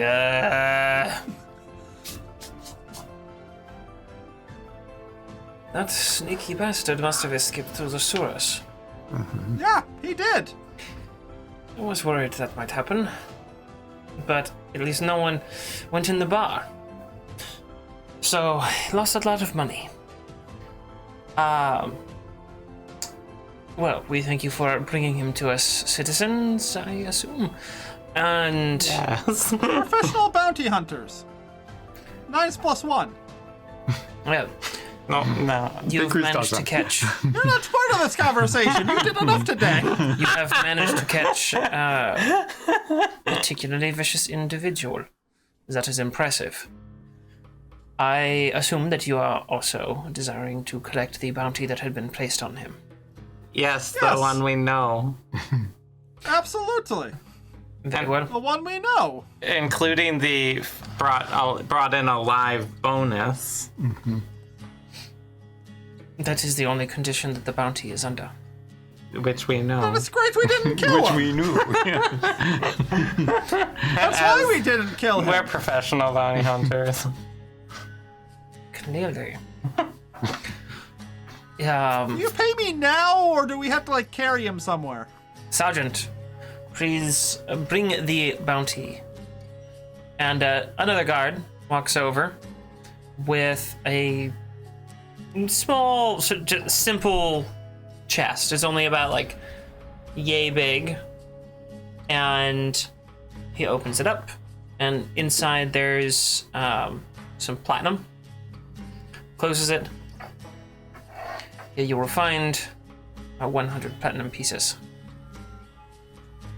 We got more than that from just conning this guy. Or like selling like non-extra dimensional words. Do you have an amount that's more that's easily divisible by 3? No. If we let him keep 1 platinum, it's divisible by 3. We give a platinum. Let us give a platinum to Franklin Shortbeard III. He did murder an awful lot of people this time. And he took Ludorf out. Mm-hmm. We give 1 platinum to Franklin Shortbeard III. Thanks. Puts it in his coin purse. Remember, you owe us for completing the mission you asked us to do. We already paid that. I know. We paid you to pay it. Yes, we're good at this bounty hunting thing. We're doing this all in front of that guard. Yeah. Well, it's an unusual twist for me. Have a good day, Captain. Yes, have a good day. And they lead Ludorf away in proper handcuffs. And the guards gather up the area and disperse. Can we get like a writ saying we helped the royal guards, like, you know, to vouch for our character or something? Yeah, like a punch card. If we do it 10 times, we get like free Iron Man armor. Yeah. Yeah. No, that is not how this works. Although the Empire thanks you for your service. Well, let us go back to the company house, collect our payment that we paid, and Eat something. We haven't eaten anything all day. I know. If it's all the same to you three, I'm gonna head on back to the saddest pony and treat all the boys to a drink. Yeah. That's a great idea. Say thank you to all the guys who fought off screen in the first battle. Oh yeah, there was a lot of off-screen fighting that was. How many guys are there, There was 11. There was 11. including him? How many of them Including- died? Yeah. Platinum. So there's 10 of them. You didn't see any of them die, but there were It's a couple 10 in pretty gold, rough they'll be shape. fine. I was gonna give them. I was gonna give them all a tip. Here, Yes, don't join crime syndicates. we're not That's going great to fight anyone anymore.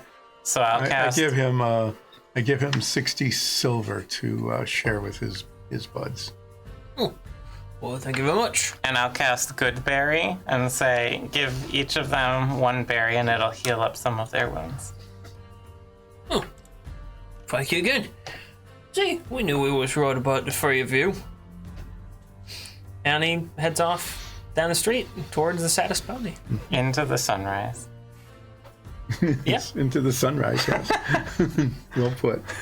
So shall we go to the company house? And let Or do you wish to Salah see it? know. Or you wish to see if the croissant place is still open? I think it's a pretzel day. Yeah, this is a pretzel day. We did really good. Mm-hmm. Let's go see go if to we the can top just stand. take some free food from the festival chorus now that Ludorf's been taken out. Yes, because there's still people in there. Oh, is there? Yeah, Oh, there's 30 then Ludorf let's not henchmen. do that. But no, become Ludorf. Oh. Oh! Yeah. Oh my I god. said that way earlier. I go into my an God. alley, turn into Ludorf in the outfit he was wearing. Through the You front do door. that. No, I said in an alley.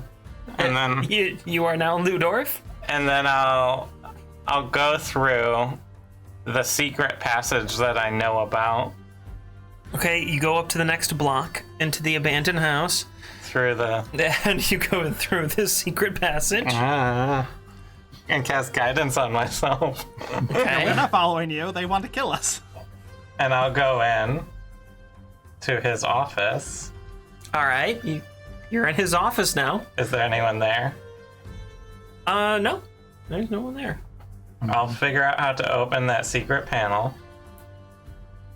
All right, you've spent enough time where you can figure it out. It's not like a super hidden switch. You look around the room for a while, find the switch, it opens the panel. Is this Fervent Tech in here as well? The room has been emptied of all valuables. Okay.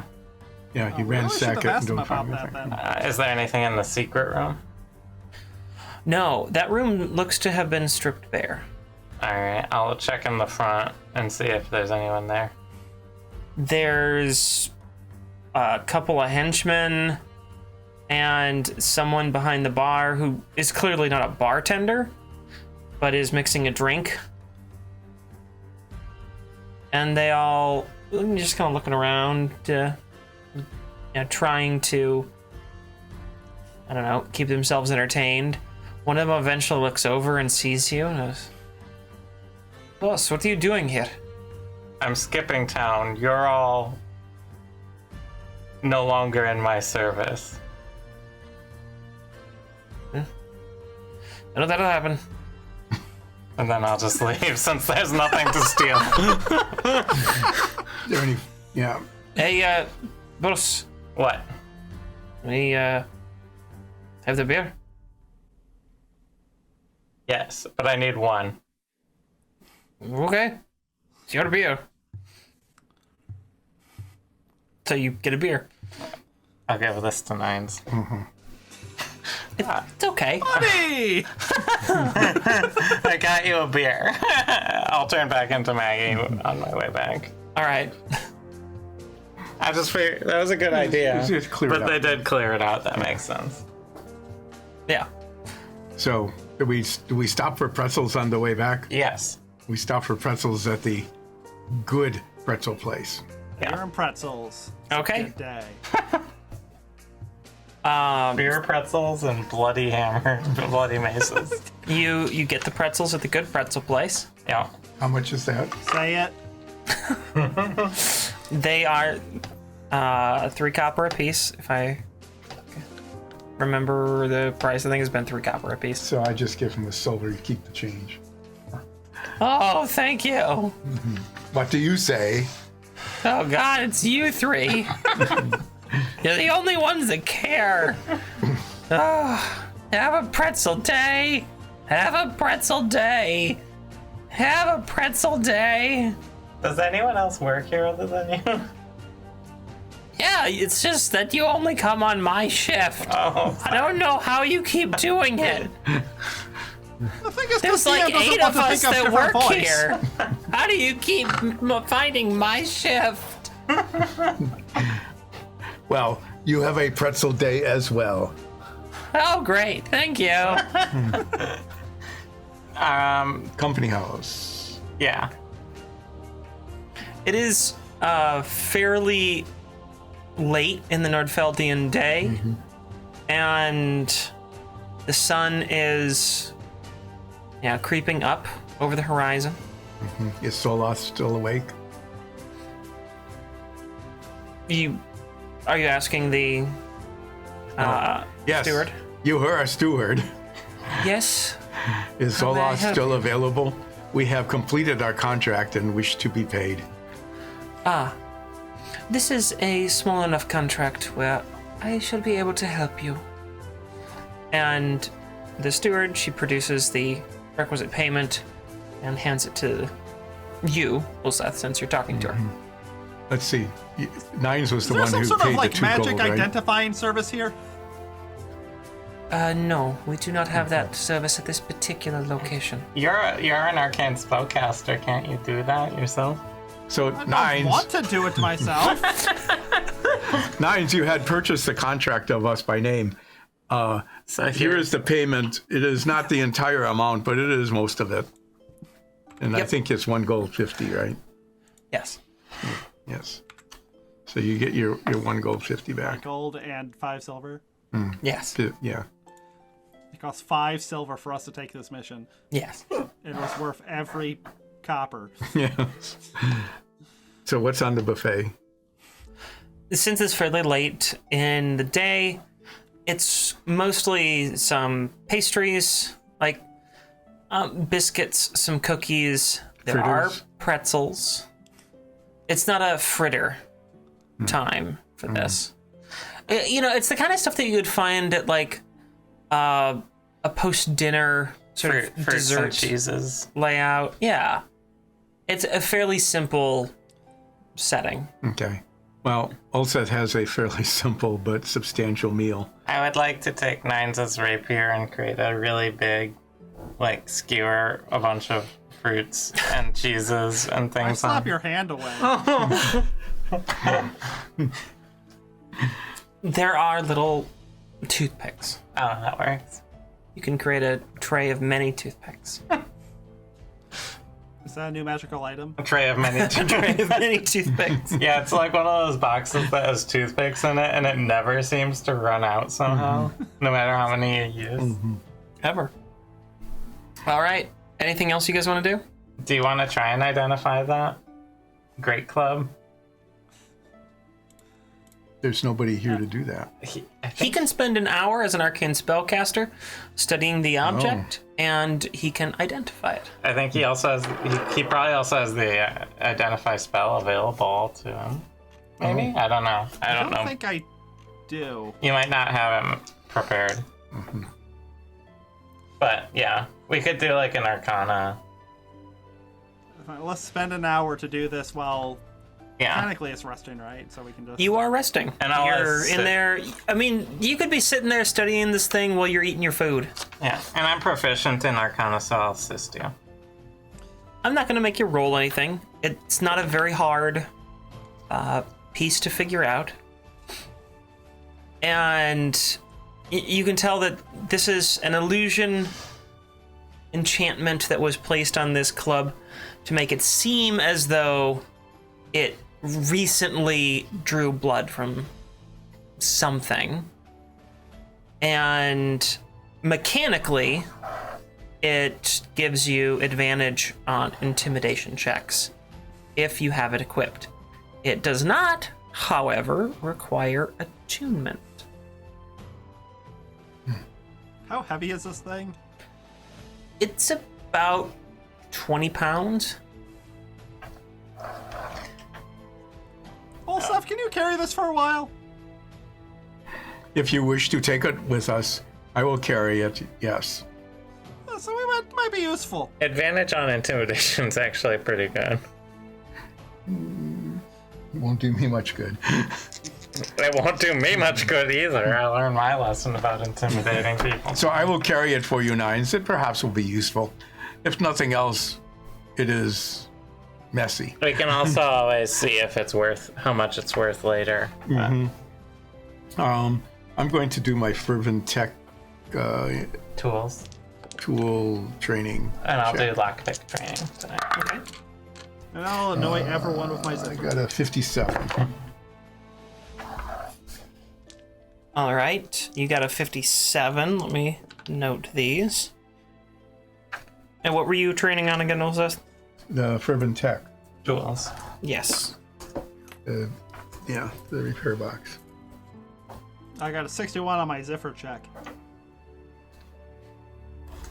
60, what do you say?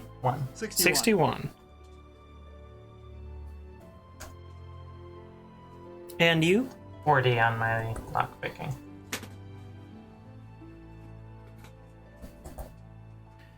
Okay. So, Do we as need you go to bed, do we need to do a pretzel check, or is it sufficient? Well, do we want to talk about what our next move is, or do we want to save that for the future? I am actually very weary after what we have done today. Perhaps in the morning we would be more clear-headed. All right. I do want to, right before bed, just check my encyclopedias and see at least how long the entries are for Iron Veil, Ulfstein Grommets, Ulfstein Grotfells, and just Grotfells in general. I don't need like the yeah, readout quick on them. I glancing. just want to see if there's any info at all. Iron Veil has like 2 paragraphs They're not particularly long paragraphs. It's just an entry for a city. The Ulfstein entry takes up several pages. Right. This is The ruling family. the ruling family of the Kingdom of Glindring and the founders of the sort of disbanded Cormarian Empire. So there's a lot in the Ulfsteins. And under the Grotfells, there is an entry that says, basically, all it really says is cadet family under Ulfstein. See Ulfstein for more information. So it just kind of refers back to the Ulfstein text. That's all I wanted, just to see if I had any info to gain from this. So with that, We why get a don't long rest? you get a long rest? Why don't you go ahead and make a pretzel check? Pretzel check. Oh, I had a bad pretzel day. Rolled a 19 on the die. You had a pretty pretzel day. 10. You had an average pretzel day. 4. You know, The that pretzels were shoulder stale. is still bugging you. The pretzel was okay, but you have a hard time falling asleep. That shoulder is just it's just wearing on you. So, unfortunately, you don't. That will conclude this session of Dice and Dungeons. Next session, the three of you have some decisions to make about where you go next, what you do next. You've sort of wrapped up all of the loose ends that you currently have in Nordfeld, and what you want to do next is up to you. So yeah, we will figure that out next session, but you guys are gonna have a little bit of, hey, self-direction here. How much did Terrifying. Charm Person screw things up for you this time? Oh, that royally. Like, and the fact, because I had thought about that, and if you had not transformed yourself, the spell would have failed. Because he would have Immediately, recognized he me. would have recognized you as hostile, but because you were not that, and I did not think that through. I was the devourer of souls. Also known as worked. Ludorf's friend. Ludorf's bud. And you rolled pretty well on your persuasion checks. Uh-huh. Yeah. So, yep, that screwed up a lot. I had there was a whole chase through the sewers with traps and I have a feeling if oil Ludorf ever slicks, escapes, and then, he's like- getting a ring of mind shielding. and then there was a whole nother battle that was gonna take place down in the sewers, and I mean there's a lot. There was like a whole bunch more, and just there. I was really looking forward to once we got into sewer, and if we started a chase sequence, I was going to cast Speak with Animal and see if Oregano could come over and help us. Oregano the spider. Yeah, I know. All right. I won't get that chance. I'm sorry. Yeah, that definitely screwed up a whole lot. So we will see you all next week for this campaign. And we hope to see you around in some of our other streams.